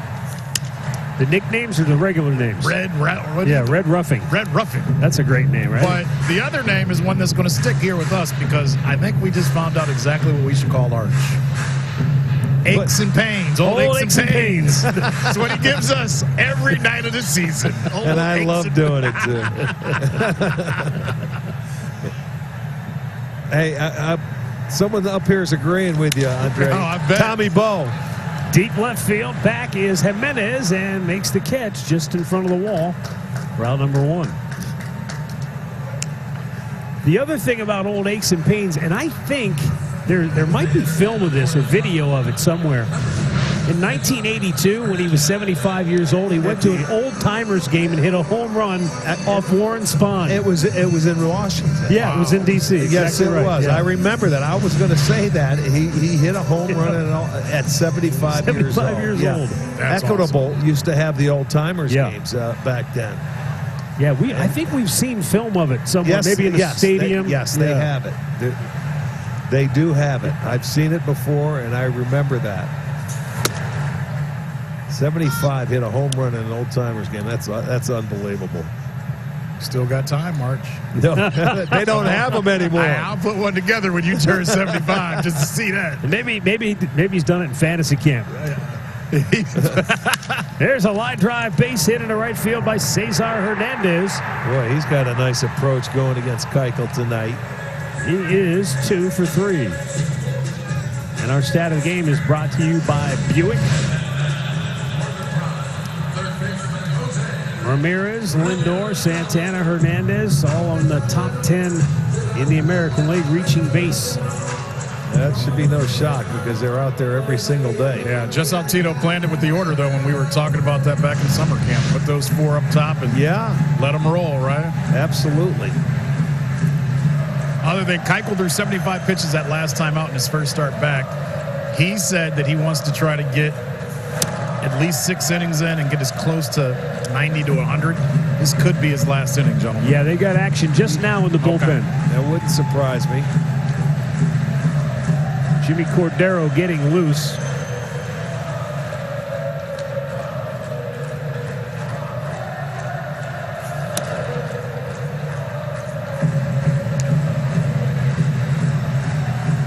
Ramirez doubled the left his first time up. Last time with second and third and 2 down, he grounded out sharply to shortstop.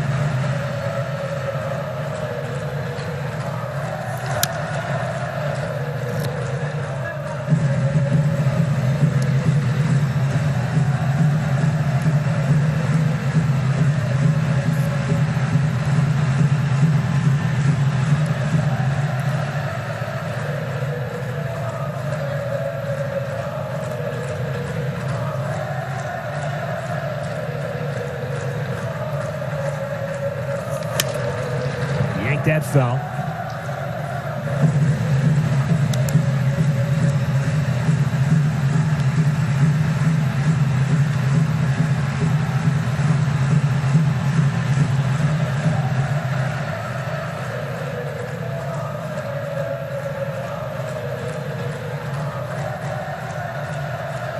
And that changeup was in the dirt. That was a dead fish. Yeah. That's what they call that changeup, the old dead fish. Yeah, they used to turn it over. Grandal did a nice job of keeping it in front of him. Scary thing is, every once in a while you see a guy swinging a pitch that's that far out in front of the plate. Which it always blows your mind when you see, like, how the heck do you swing it that? Yeah.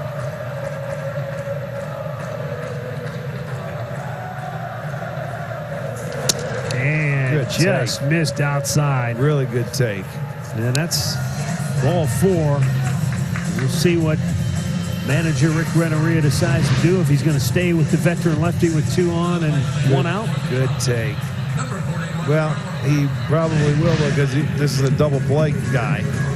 On the ground ball, he puts a lot of them on the ground. Keuchel has 5 double plays induced this year. You saw Don Cooper, the pitching coach, was on the horn. Cordero is ready if needed. Could be the last hitter of the night for Keuchel.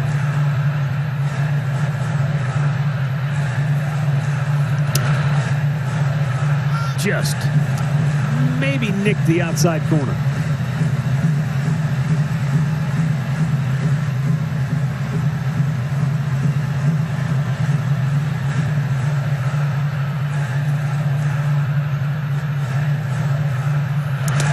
It's funny when you think about it, when a pitcher gets tired, when they always say that, the ball starts to get up. But even here towards the end of the line, he's still down in the strike zone. He's still away. He's not missing on the plate, making because mistakes. He's not going to elevate it. If he misses, he's going to miss down. That's just, he has to do that. He's not overpowering. He's deception. He changes speeds. He's trying to set up a ground ball right here and get out of the inning.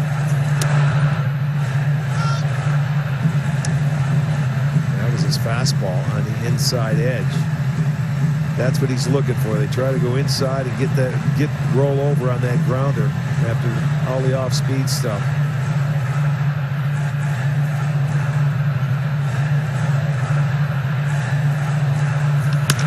And a liner caught for out number 2. Yolmer Sanchez was in perfect position. You know what's interesting, Arch? Most of the time we see teams shift for Santana, left-handed or right-handed. Right. They're playing him straight up, and that makes all the difference. And he scooted over a little bit, but he was right into the tracks. He needed 2 more legs to get himself going towards second base after he caught it, because he saw where Hernandez was off the base, but he couldn't get there in time. And you're right, he's done. 5 2/3 innings, 92 pitches. I think he made the move. I don't see the umpire. No, he hasn't yet. He's going to stay with him. Okay. He's going to give him 1 more hitter, it sounds. Looks all like. right, that's...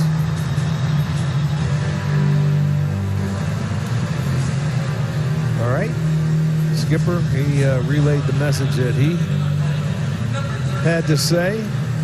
So he'll get 1 more chance to get out of here and get 6 innings of work.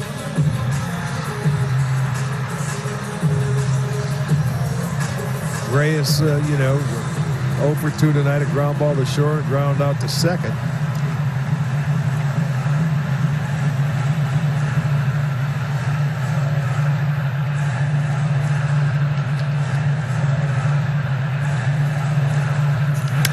And he popped it up.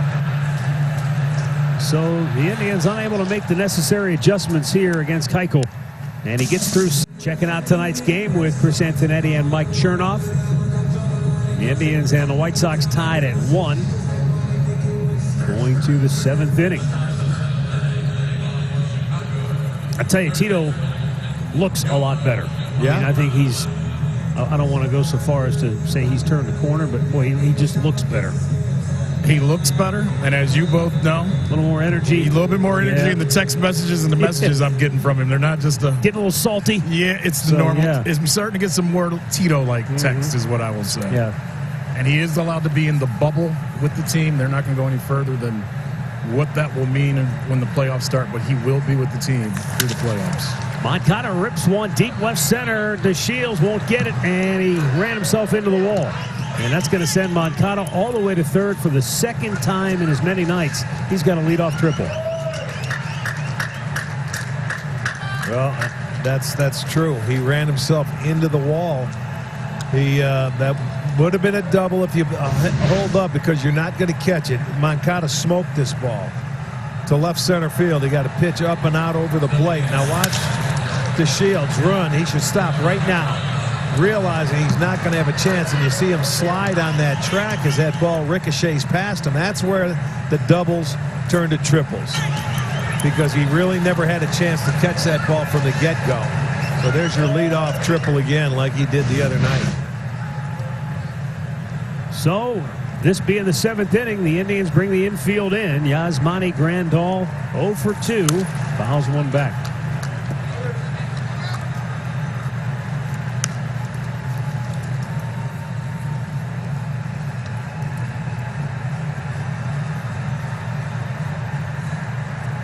Yeah, that leadoff triple came in the 8th inning in last night's game. Santana knocked it down, and his only play will be at first. If he holds on to the ball, Moncada does not score. But once it got away from Carlos, Moncada took off and scores the go-ahead run.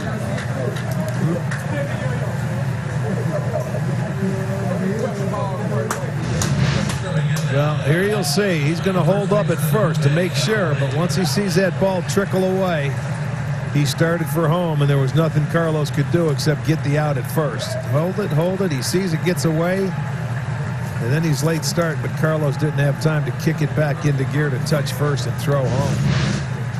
So they take a 2-1 lead now on the RBI by Grandal.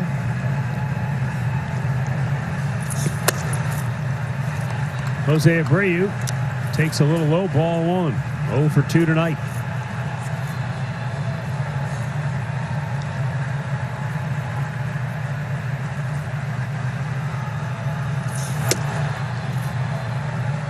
Abreu began the night 2nd in the American League in homers, leading the league in runs batted in.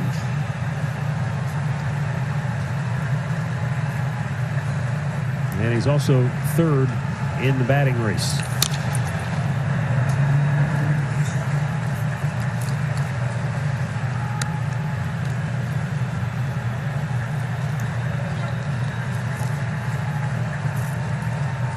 Look how tidy Zach Plesac has been tonight.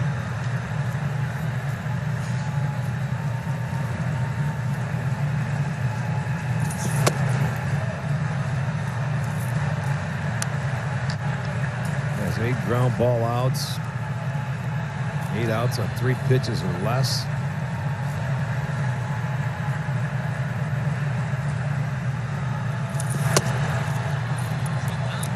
Draws a walk, a little low. 2nd walk of the night for Plesac. Well, here it is. The guys in the truck found it. 1982, 75-year-old Luke Appling taking Warren Spahn deep in an old-timers game. And look how long it takes him to get around the bases. Aches and pains, baby. There he is.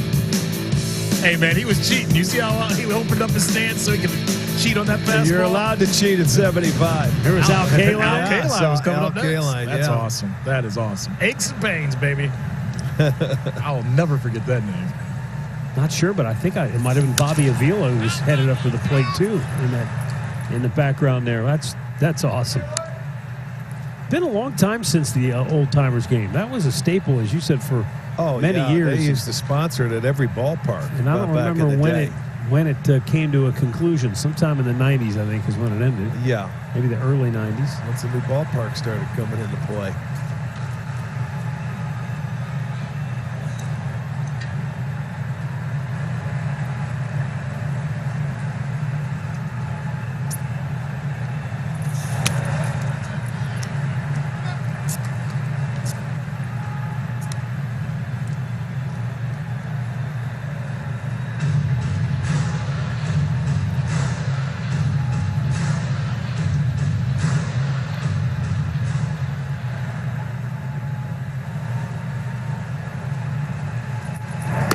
I do remember someone at that time when those games were still being played, and it might have been one of the games at Cleveland Stadium. In fact, I think I saw Gaylord Perry pitch in one of those games there. and he had a have uniform 10 different all teams the on? different logos that he played Oh, for on yes. his jersey. That's right. He used to have that jersey and carry it around. And with him. somebody in the press box turned to me and said, "Boy, this is sad." I'm like, "What do you mean? This is great." He said, "No." He said, "I don't want to remember my heroes as broken down old men. I want to remember them in their prime when they were the greats of the game." Look at that second number, guys. Yeah, that's what I was just Goes off looking of at. what we did earlier today on Moses. Yeah. Amazing. We're going to call Jose aches and pains. He drilled to deep center. Tough play. Delino can't make it. And around second on his way to third is Abreu. And Hernandez gets the ball into home plate, so that'll keep him from scoring. But now the White Sox have second and third with one out. As Delino DeShields that time had it in his glove and could not hold on. So he's had a couple of really tough chances in this inning. Yeah, well, this is a strong guy going to right center field. He gets leather on the ball. He just couldn't hold on to it. And then he hit the wall, and Abreu did a nice job of staying at second base. It hit right at the heel of the glove, and it couldn't go in. But it bounces off. He had time if it went into the pocket. That'll go as a double, and now they're looking for a little of insurance here. Second and third. That's only the third hit. You got the home run, the triple in this inning, and now the double. Well,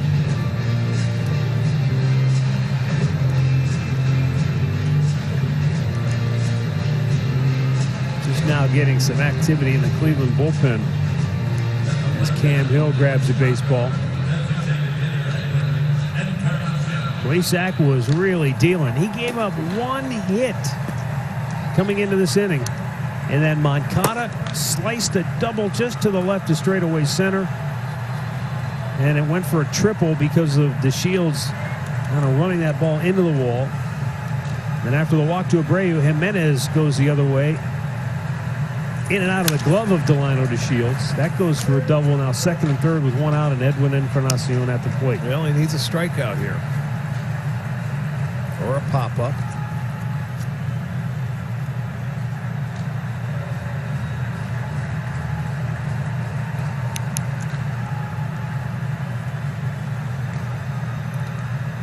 Infield about halfway with Abreu at third.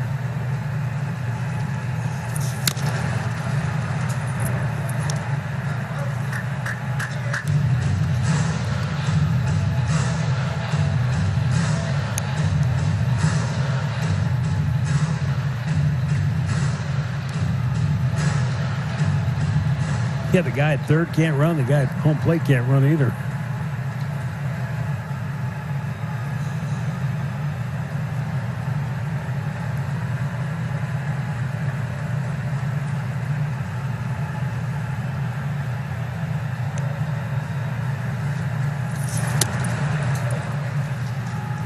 Although I give Edwin credit, when he knows he's got to turn it on, he's still got a little giddy up left in the tank. He had that double and he slid head first into second base earlier in the series. Yeah.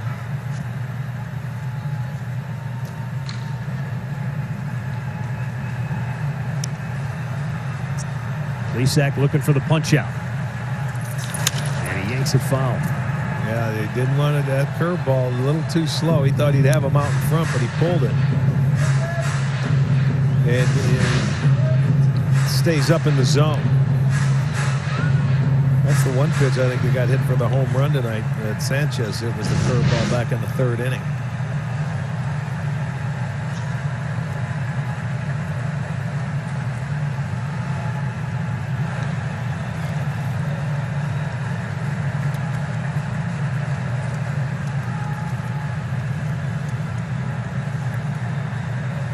Plesac knows he's got to make a big pitch here.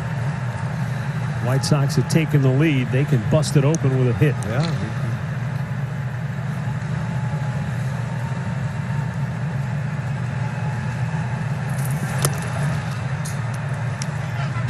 2-2.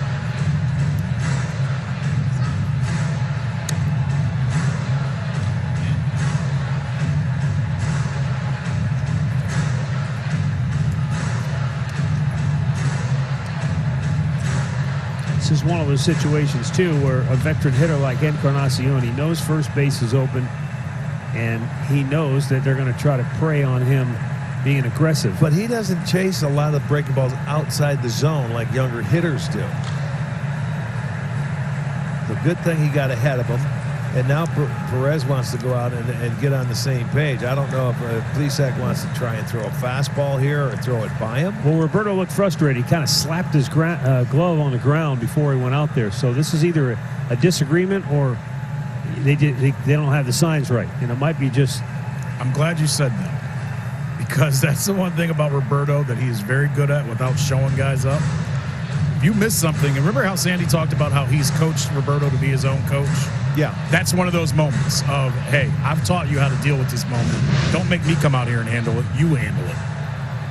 And he was not happy, as you can see right there. And it might have just been because frustrated because he's thinking one thing, I'm thinking another, and let's get this straight. And the pitchers respect it, and he knows he's got to be that way sometimes with these guys.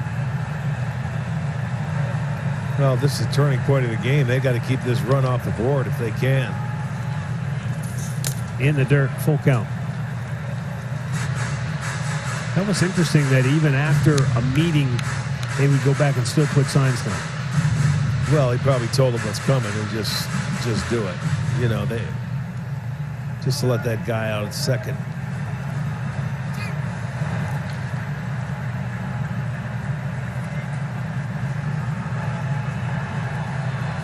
Infield in.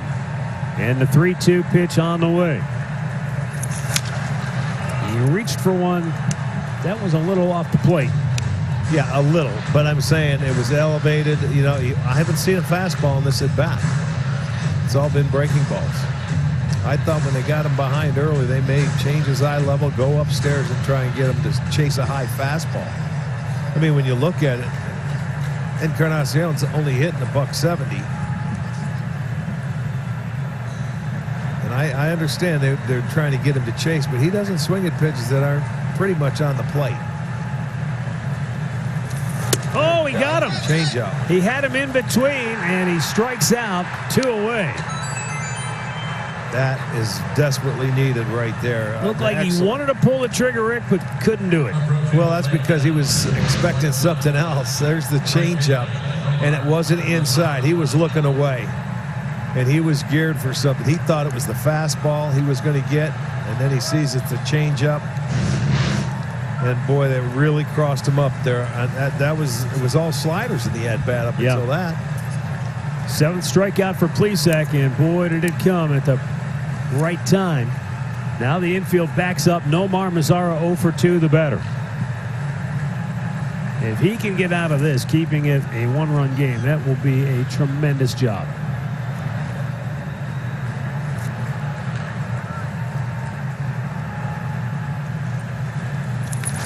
And he finds the hole. Jimenez breaks your heart with a base hit to the left, and the White Sox score 2.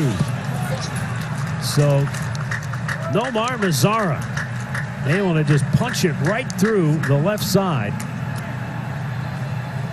And a 3-run 7th for Chicago makes it 4-1. And he stayed on the baseball. And you got to be careful that first pitch. It's going away, and he stayed on it. Hit a pretty good pitch. That ball was away. It looked like it might have been a changeup, and he stayed on it and takes it the other way, and there come 2 more, and that's going to do it for Plesac. Mazara was hitting $158 in his last 12 games, just 2 for 8 in the series, but that is a monster hit for Chicago. It ends the night for Zach Plesac, and the Cleveland is Cam Hill coming on with a runner at first and 2 out here in the 7th inning. Cam Hill appearing for the 17th time. 15 strikeouts, 4 walks in 16 2/3 innings.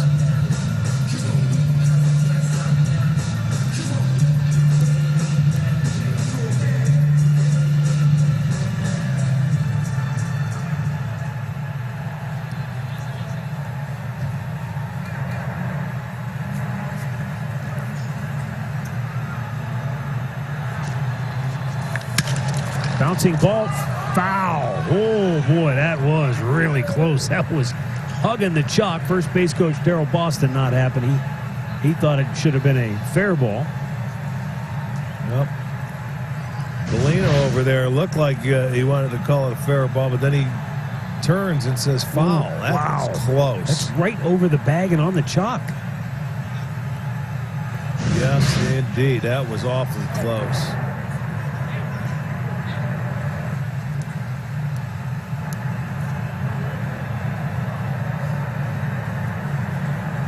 And that's not a play that you can challenge.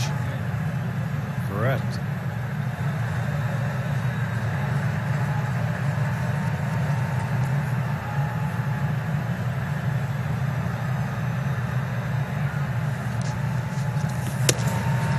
Just missed inside.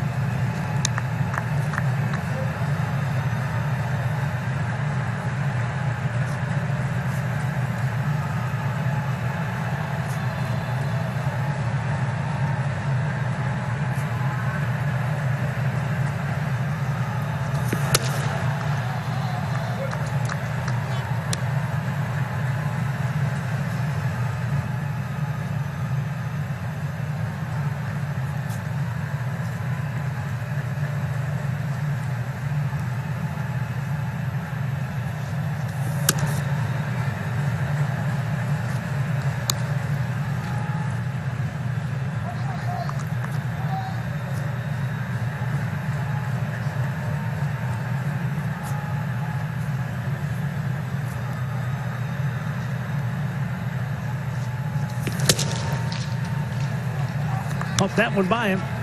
Full count.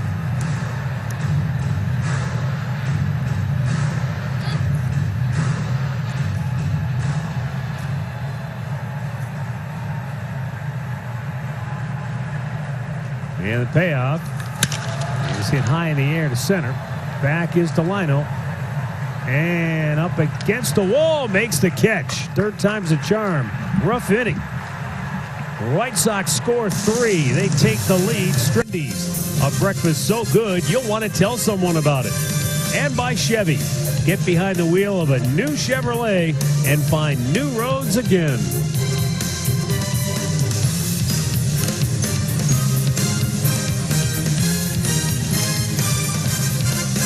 Back here at Progressive Field, White Sox have the lead 4-1.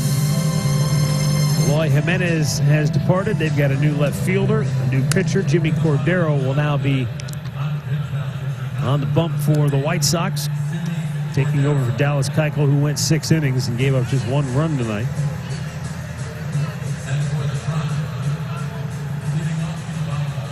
Cordero has had his moments. I'll let you know who the left fielder is. Adam Engel.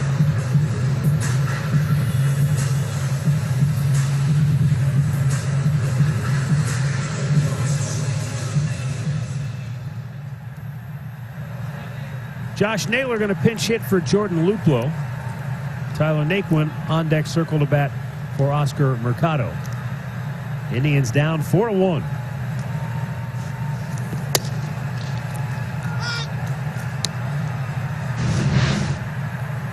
Eloy Jimenez, when he came home and scored, a little gimpy. Maybe that's why they took him out.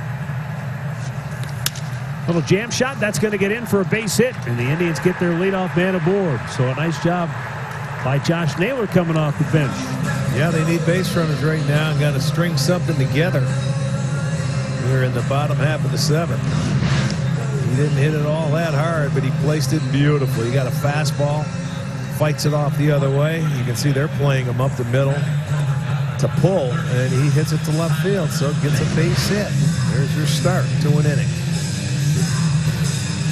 Tyler Naquin going to bat for Mercado. Mercado was 0 for 2. Naquin is 1 for 4 as a pinch hitter. Overall, though, 0 for his last 21. And off the plate, ball 1.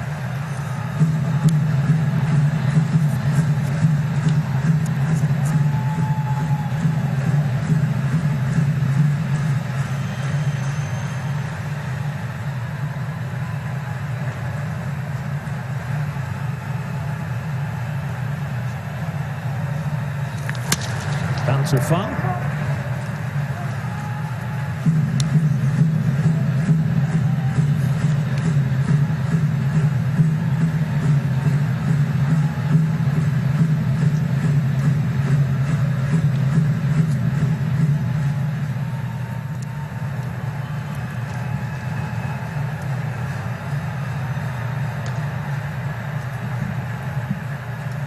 Naquin awaits the 1-1 pitch from Cordero. And out of play to the left. Earlier today, the White Sox dumped a couple of pitchers. Steve Cishek and Ross Detweiler were designated for assignment. And they activated Aaron Bummer and Carlos Rodon from the injured list. Rodon is just now getting loose in the Chicago pen. And that's how they plan on using him in the playoffs, correct? They're going to go Rodon as a reliever. I was surprised by the Cishek move, Matt. I just thought he was a guy that they were going to use, early out of the pen against righties like they did in the beginning of the season. I think those young guys like Hoyer and Crochet maybe changed some of their thinking. Yeah, I think you're right. You might be right. You have to be, because he was a big deal to them when we started this season. Well, it wasn't that long ago. He only pitched 20 innings for him, 21 hits allowed, 4 homers, had an ERA of 5.40. Oh, my. Perfectly placed by Tyler Naquin. And the Indians have something brewing. Back-to-back opposite field singles to start the bottom of the 7th inning. Well, and here we go again. They've got the tying run coming to the plate. And will we get yet another pinch hitter? Yes, I do believe we will. That was just a fastball down the middle of the plate. It was coming at 97, but you stayed on it and then go the other way. Mike Freeman's going to hit for Roberto Perez.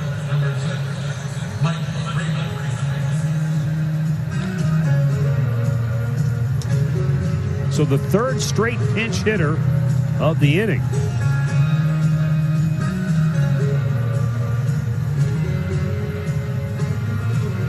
Then you've got Delino DeShields followed by the top of the order, and we'll see if Rick Renteria, that's maybe why he has Rodon up. He wants him to come in and face all those switch hitters, make him bat from the right side. We'll see. Well, it'd be nice to just cut into that lead. You don't have to get it all at once, but they have a wonderful start to this inning. 2 on, nobody out.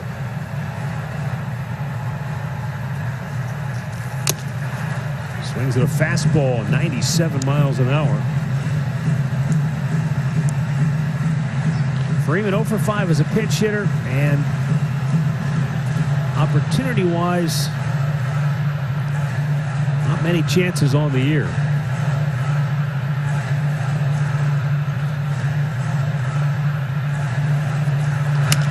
There's a bloop. Tim Anderson racing back. He can't get it. How do you like them apples? The Indians have loaded the bases on 3 absolutely perfectly placed base hits. Well, he threw the first fastball right by him, and he comes up and throws a breaking ball, even though it got in and it jammed. I think Freeman, he just got enough of it to bloop it into center field.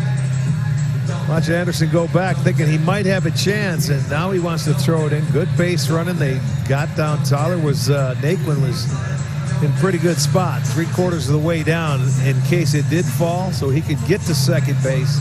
They now have the bases loaded and nobody out. How about that? Indians are whacking at him with a wet noodle. Well, you know what they say, give me a couple of bloops and a blast. There we go. There you go. Let's get a word right here from Cleveland Clinic. Cleveland Clinic. Get the care you need when and where you need it. Visit clevelandclinic.org/access. Jose Ramirez is stirring it up in that Indians dugout, and Delino DeShields is coming to the plate.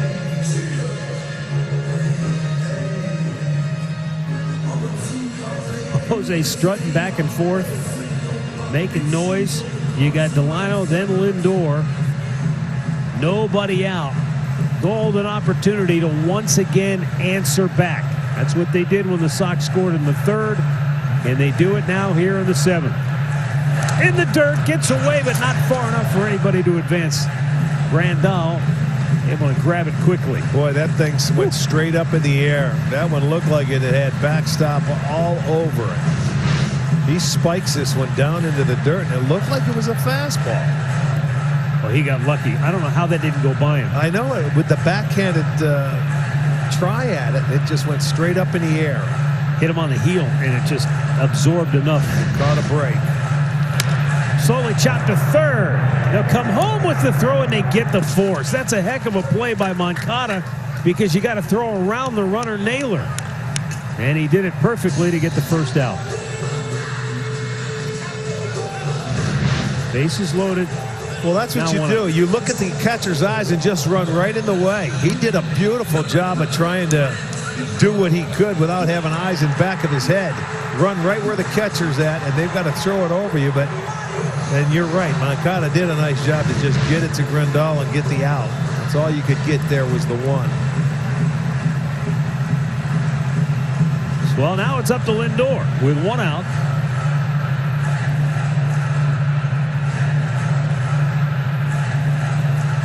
He has grounded out, flied out tonight.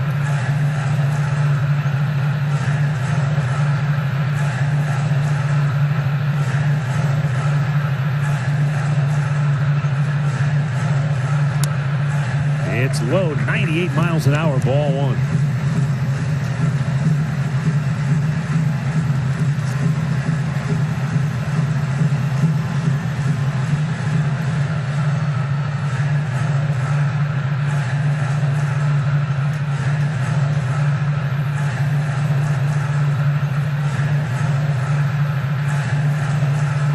Low again.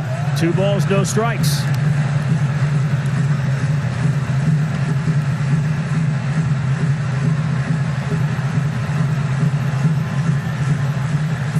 Chicago, but the Indians coming right back, threatening to make a game of it once again.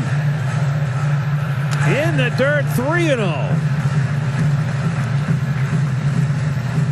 Well, he's digging a hole pretty deep for himself right now.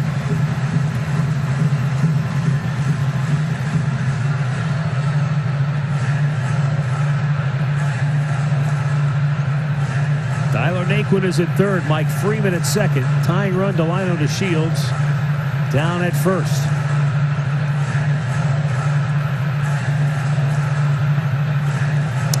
And that did catch the bottom part of the strike zone. 3-1. And all fastballs.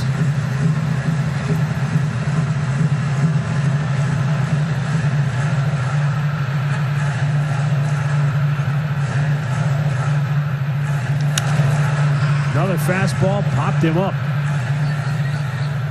And straddling the line in fair territory, Engel makes the catch, 2 down. Well, now there are 2 away, and Cesar Hernandez is the last hope to try and salvage something out of this inning. And here comes Rick Renteria. He's going to make a move right here. Interesting. Well, he must have flipped Hernandez over to the right side. Yeah, his splits have been pretty drastically different. Yeah, he's a much better left-handed. 294 from the left side, 214 from the right. So that's it. Jimmy Cordero goes 2/3 of an inning, surrenders 3 blue pits, but gets 2 huge outs. And we've got a timeout. Featured discounted pricing and exclusive benefits. Place your deposit now by calling the Indians ticket office at 216-420-HITS Monday through Friday from 9 to 5, or you can visit Indians.com.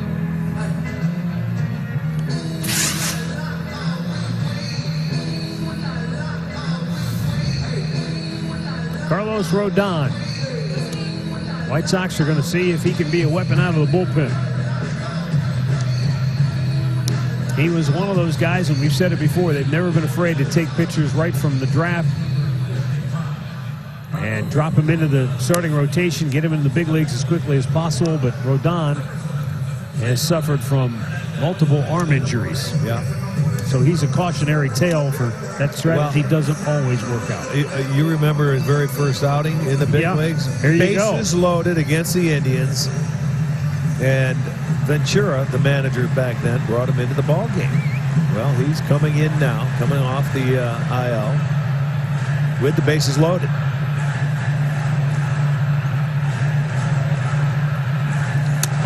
High ball one to Cesar Hernandez, who has 2 hits on the night. Now, both of those hits came from this side of the plate, but they still chose to flip him back over here. Well, you got a little more velocity than you did with Keuchel.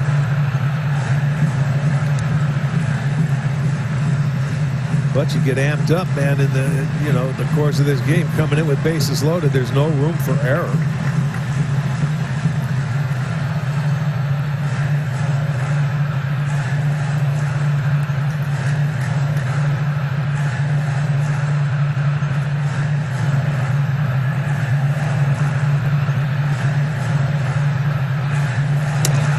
Finds the strike zone that time, 2-1.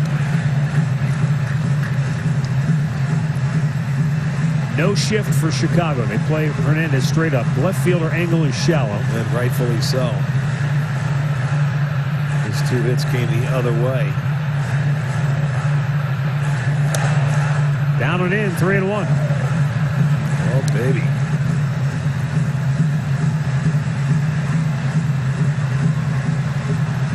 That'll make a manager squirm on it, falling behind.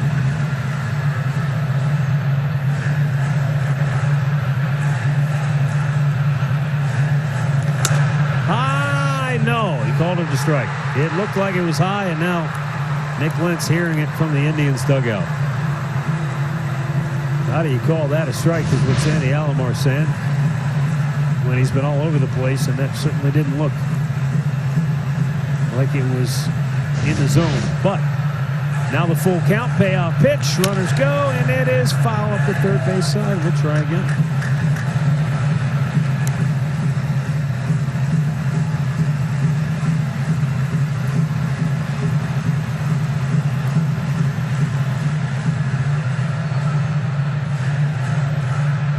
Tyler Naquin at third, Mike Freeman at second. Delino DeShields tying run at first. And with the infield playing back, those guys will all be able to get a monster head start. If Hernandez finds a gap, he'll tie this game up. 3-2 pitch. And that is going to get into right field, a base hit. They'll get 2 home. Naquin scores. Freeman is just ahead of the tag in there head first, and down to third with the tying run goes Delino DeShields. Cesar Hernandez delivering in the clutch with a 2-out, 2-run single. He's driven in all 3 runs for the Tribe here tonight. Well, that backfired on him because he fell behind in the count, and boy, what a nice at bat Cesar had here. And with the, when you're off and running on the full count, that was a lot closer than I thought it was going to be. I agree with you. I'm telling you, because he comes up and he almost had him at home plate. Heck of a throw by Mazara. Good thing he had a head start on the full count. And then DeShields ended up going to third base. So we have a 4-3 ball game. So they're back into it. They responded. A nice 2-out single. And Cesar now, Hernandez. what an opportunity for Jose Ramirez once again. He is 1 for 2 with a double. And takes low, ball 1. This is the last guy they wanted to see come up in a situation. Still only the 7th inning. Especially because he only needs 1 more home run to even things out. Oh, from this side of the plate. That is in the air, left center field. It is deep. It is off the wall. Tie game as DeShields scores. Hernandez around third, racing for home. He is safe. Jose Ramirez does it again. A 2-out, 2-run double. And the Indians have scored 4 times here in the 7th inning to take back the lead. Incredible.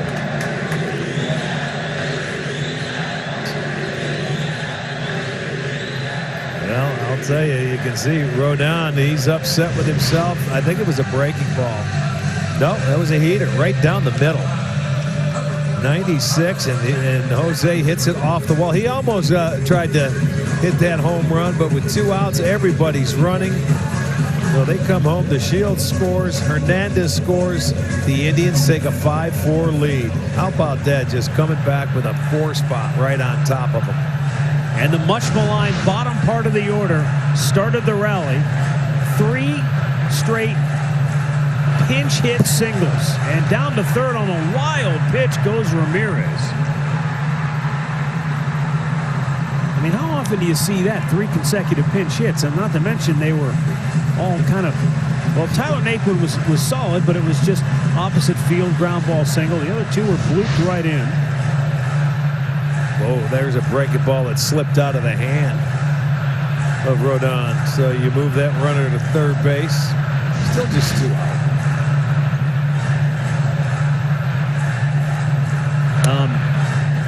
Note to self if you're Chicago. Don't bring Rodon in against the Indians with the bases loaded. The second time this has not worked out well. I think it's worked out worse this time than it did the first time. Given the circumstances, I would agree. Swing and a miss. It's 2-1. Well, Jose Ramirez continuing, though, to just add to his resume and let the voters know that he's still got work to do, and he's still out here plugging away. Santana pops one back and out of play. Well, you can tell that the Indians just feel it against the White Sox, even though they fell down by 3. Once they got a base runner and then they got another one, and you get guys coming off the bench. It just looked like to me that they felt they were going to do something. And it was only the 7th inning, but they came back to take the lead. Santana fouls it back.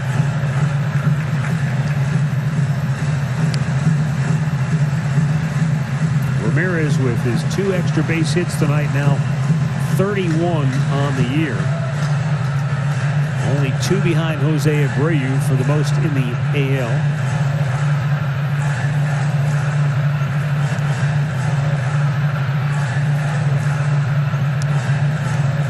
White Sox, I mean, their players just have to be looking at themselves going, what is it?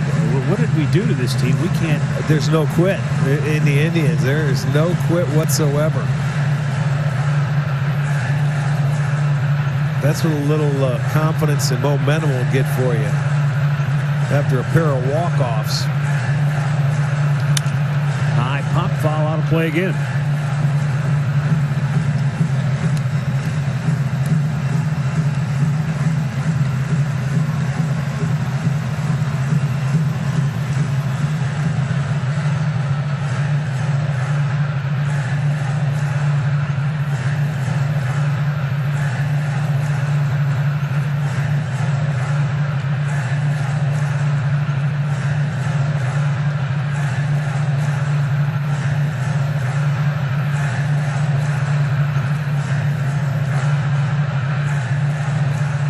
Two.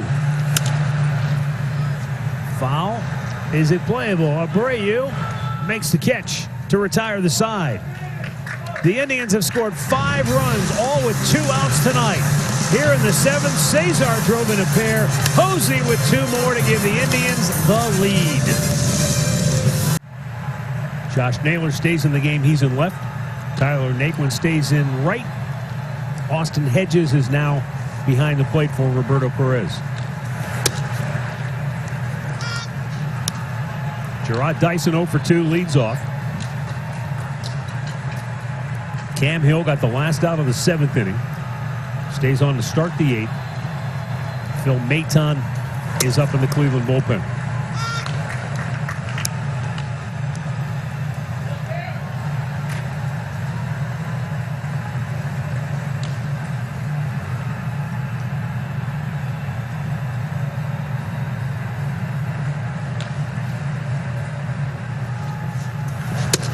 Three straight pitches, 3 straight strikes. Dyson is out number 1.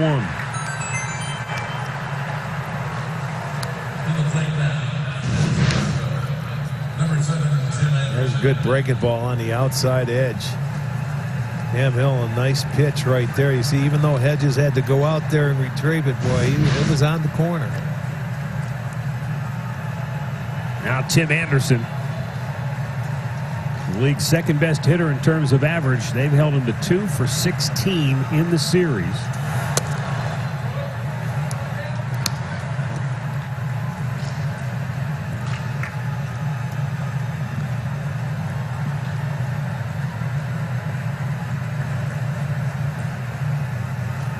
Oliver Perez has joined Phil Maton in the pen as that fastball is by Anderson, 1-1.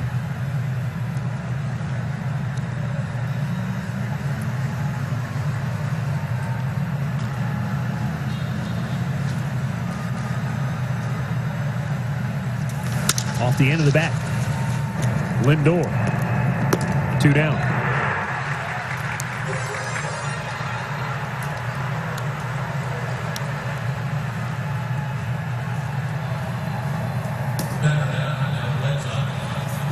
And Yoan Moncada. It's funny, Rick. He started the trouble last night with a leadoff triple. He sure did. And he did it again tonight in the 7th inning. And both times, the Indians came right back and answered. They've had a response against the White Sox in this series. It has been incredible. And you got to love this. Cam Hill is just pumping strikes in there now. He's in a rhythm. That's a good thing.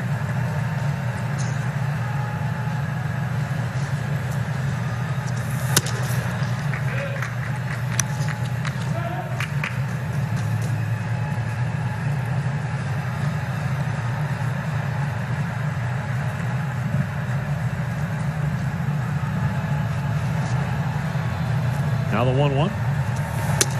Swing and a miss.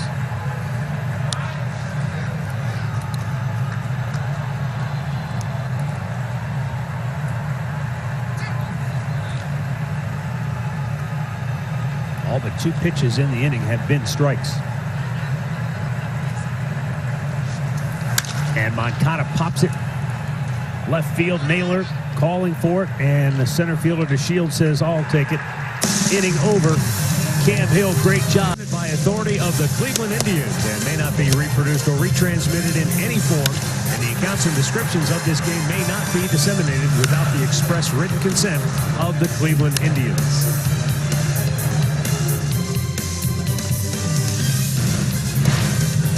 Well, the White Sox go back to the bullpen, and their second consecutive pitcher is a guy just activated today. Right. First Rodon, now Bummer. Well, this left-hander has been very good for him. He's got a good arm. He's another left-hander that can throw it in the mid-90s. This is only going to be his 8th game this year. Only 7 in the 3rd innings. He has a very good arm. I imagine the reason I feel the way I do about this series is partly because of the time of year it's being played, but also just the way these two teams have competed. I think it's the best series of the year that we have seen. There's been some back and forth, and even though the pitching has really been good, at times the offenses, both sides, have come up with some clutch and timely hits. The Indians have certainly have had the better of it. They are 3 outs away from a 4-game series sweep. And looking to add on as Franmil Reyes goes the other way with a line drive single.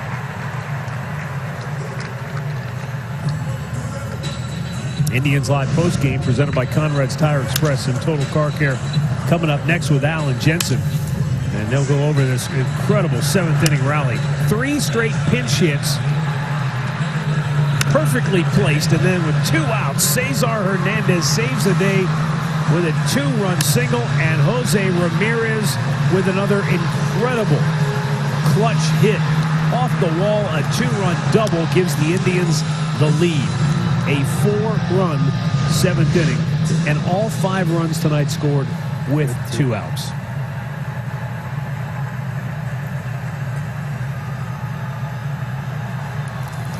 And Josh Naylor takes a pitch up high, ball 1. Look at that Aaron Bummer. He was on the IL since August 8th. He had a left bicep strain. But this is one of their power arms coming out of that bullpen. And in this series, we got to look at what they're going to have in the future with coming out of that pen. Crochet. Got to look at him a couple times in the series. Hoyer, big right-hander. Yeah, Hoyer, right. Yeah, those 2 rookies are obviously reason to be excited. Even Matt Foster, we haven't seen him a lot, but he pitched in this series. Yeah, he pitched in back-to-back games, and then they ended up getting him the second time they saw him.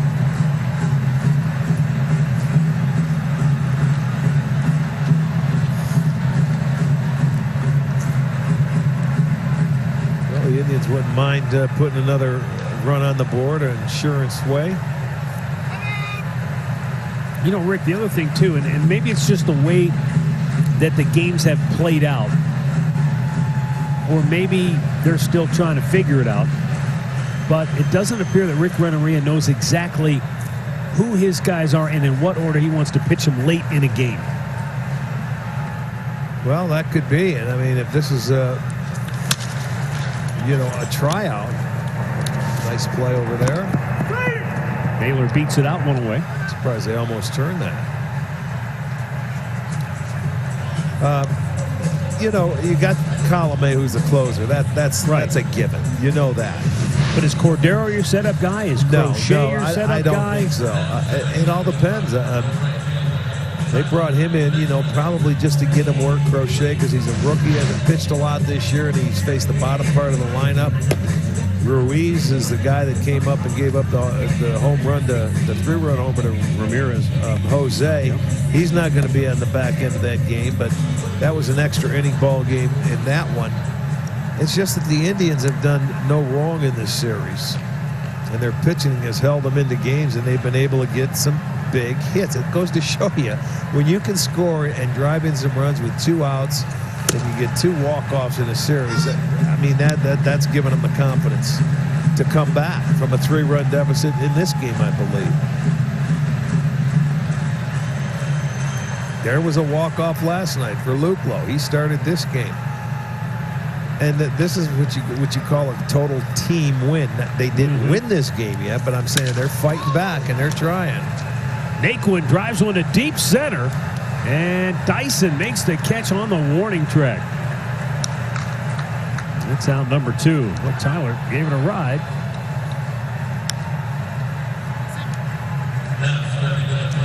And now the catcher, Austin Hedges.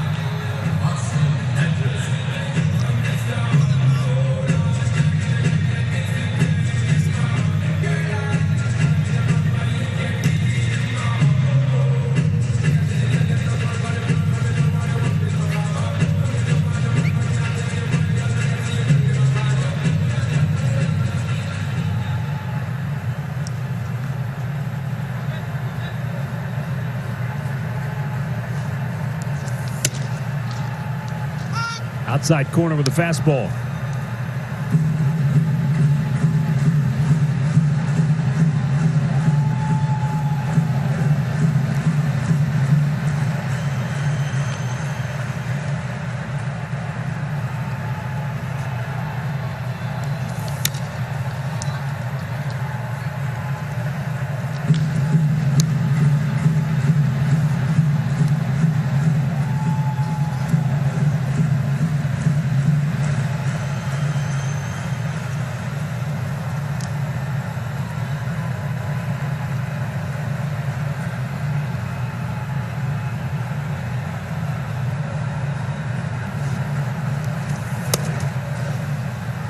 Struck him out, inning over, and we'll go to big swing game in the standings. If the Indians can hold this off, then they would move to within 1 game of the White Sox and 2 games back of the Twins with 3 to play. And oh boy, Won't that make the final weekend all the more interesting? Yes, indeed. It sure will. But first things first, Brad Hand has to close it out. And you know there's still a fight left in this White Sox Well, bunch. you've got 3, 4, and 5. Grandal, Abreu, and then it's going to be, Engel, who came in for Jimenez. And he's pitching for the third time in 4 days because they used him in the series opener, and they used him last night.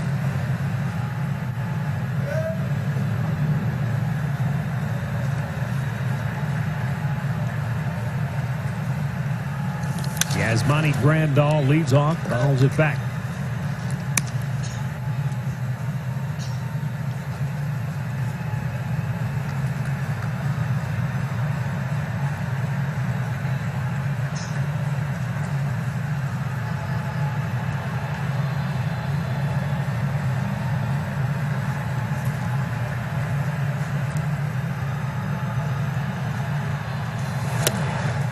Oh, and 2.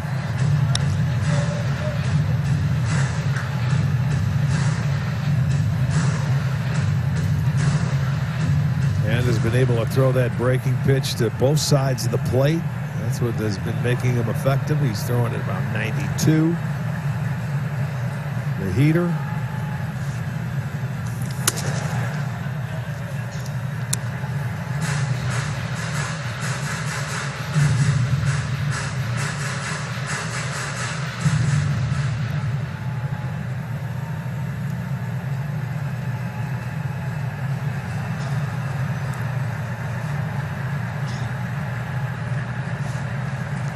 Swung on and missed. He got him. 1 down.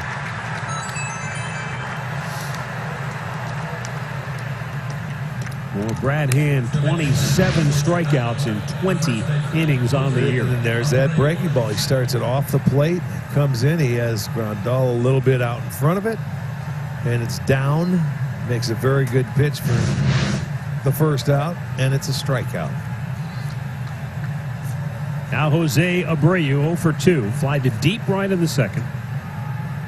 Grounded to short in the fourth. He walked. Came around to score in the 7th inning.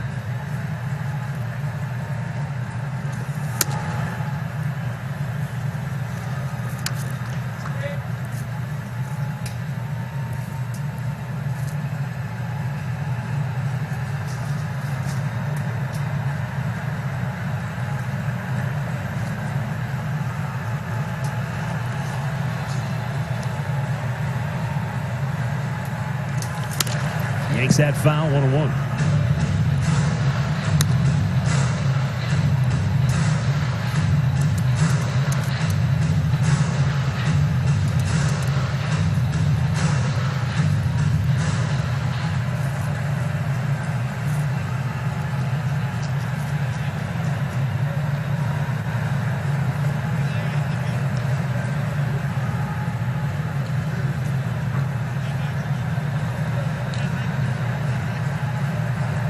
The 1-1 on a play to the right.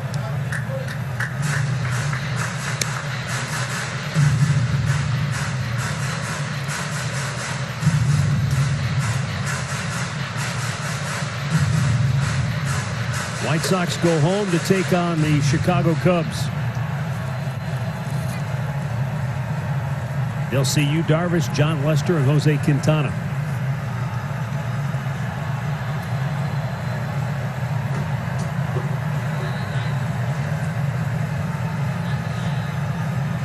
The 1-2 offering. Down low.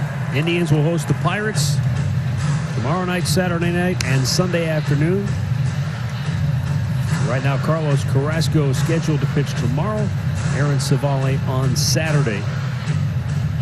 We'll figure out Sunday when we get to it. Very possibly could be a bullpen game.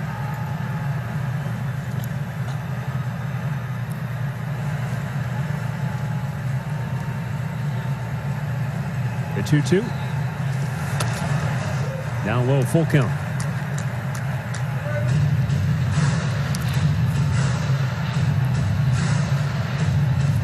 James McCann will bat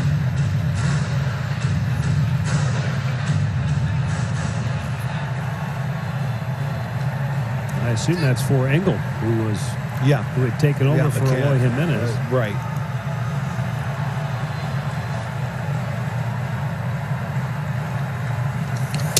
Got him looking at a fastball. He was looking for something else, and the location was perfect on the inside corner. And that is out number 2. He was sitting on a Brad Hand slider, I'll guarantee it. And then all of a sudden, what do? They go ahead and buzz him inside, and he knew it. I mean, just a perfect pitch. He was sitting breaking ball. He knew it, and he guessed wrong that time. So back-to-back strikeouts for Hand. This tells you how good the Indians' pitching has been top to bottom in this series. Jose Abreu had hit in 30 of his last 32 games coming in. They held him hitless in 2 out of the 4 games in this series. Yeah. And overall, he finishes the series 2 for 13. Now James McCann.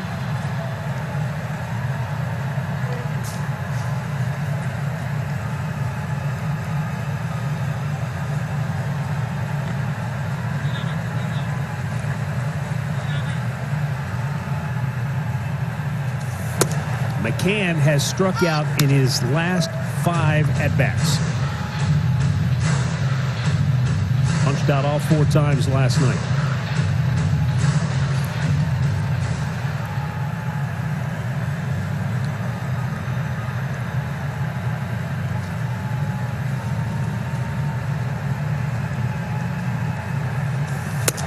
Chased one off the plate, 0-2.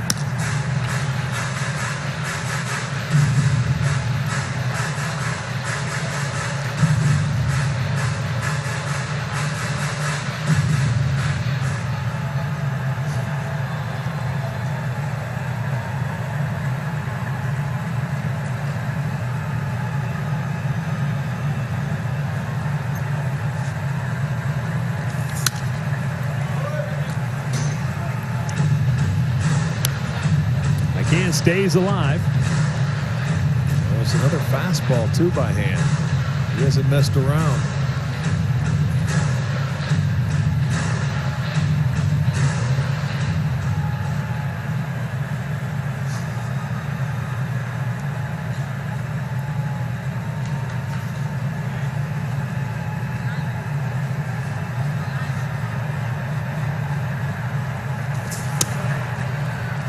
Just missed outside.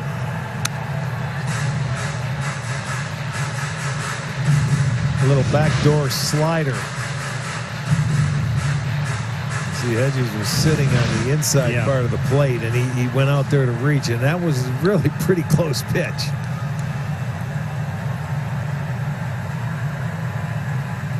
See where he goes with this one on the 1-2.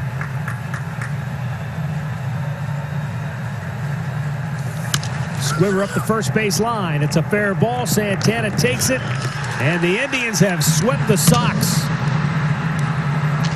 They beat them tonight in come from behind fashion once again, 5-4. Indians have won 7 out of 8 to get to 33-24. White Sox have lost 5 in a row. They're now 34-23. So the Indians, as you see there, are just 1 game back of Chicago, 2 off the division lead with 3 games left to play. The Indians will host the Pirates over the weekend. The Twins are off tonight. They'll host the Reds beginning tomorrow night. Cincinnati still fighting for a wild card spot in the National League. And the White Sox go home to face the Chicago Cubs. So it all comes down to the weekend for playoff positioning. And believe me, folks, they could go anywhere from having to go all the way to Oakland to open the playoffs to potentially coming back here to Cleveland and maybe being a host in a wild card series. What a great series for the Indians. It really, truly was. And boy, Chicago's going to walk out of town. They can't get home fast enough. After coming here, losing that 4-game series, they pitched beautifully, some timely hitting. And it was a series that the Indians needed, and I can see a little swagger in this club now. You know what I mean? Their confidence is flying high right now, and they could be peaking at the right time. Yes, indeed. They're feeling their oats, and they are on a roll going into the final weekend of the regular season. That's it for us. We're back tomorrow night when the Pirates come to town. Al and Jensen wrap up our coverage next.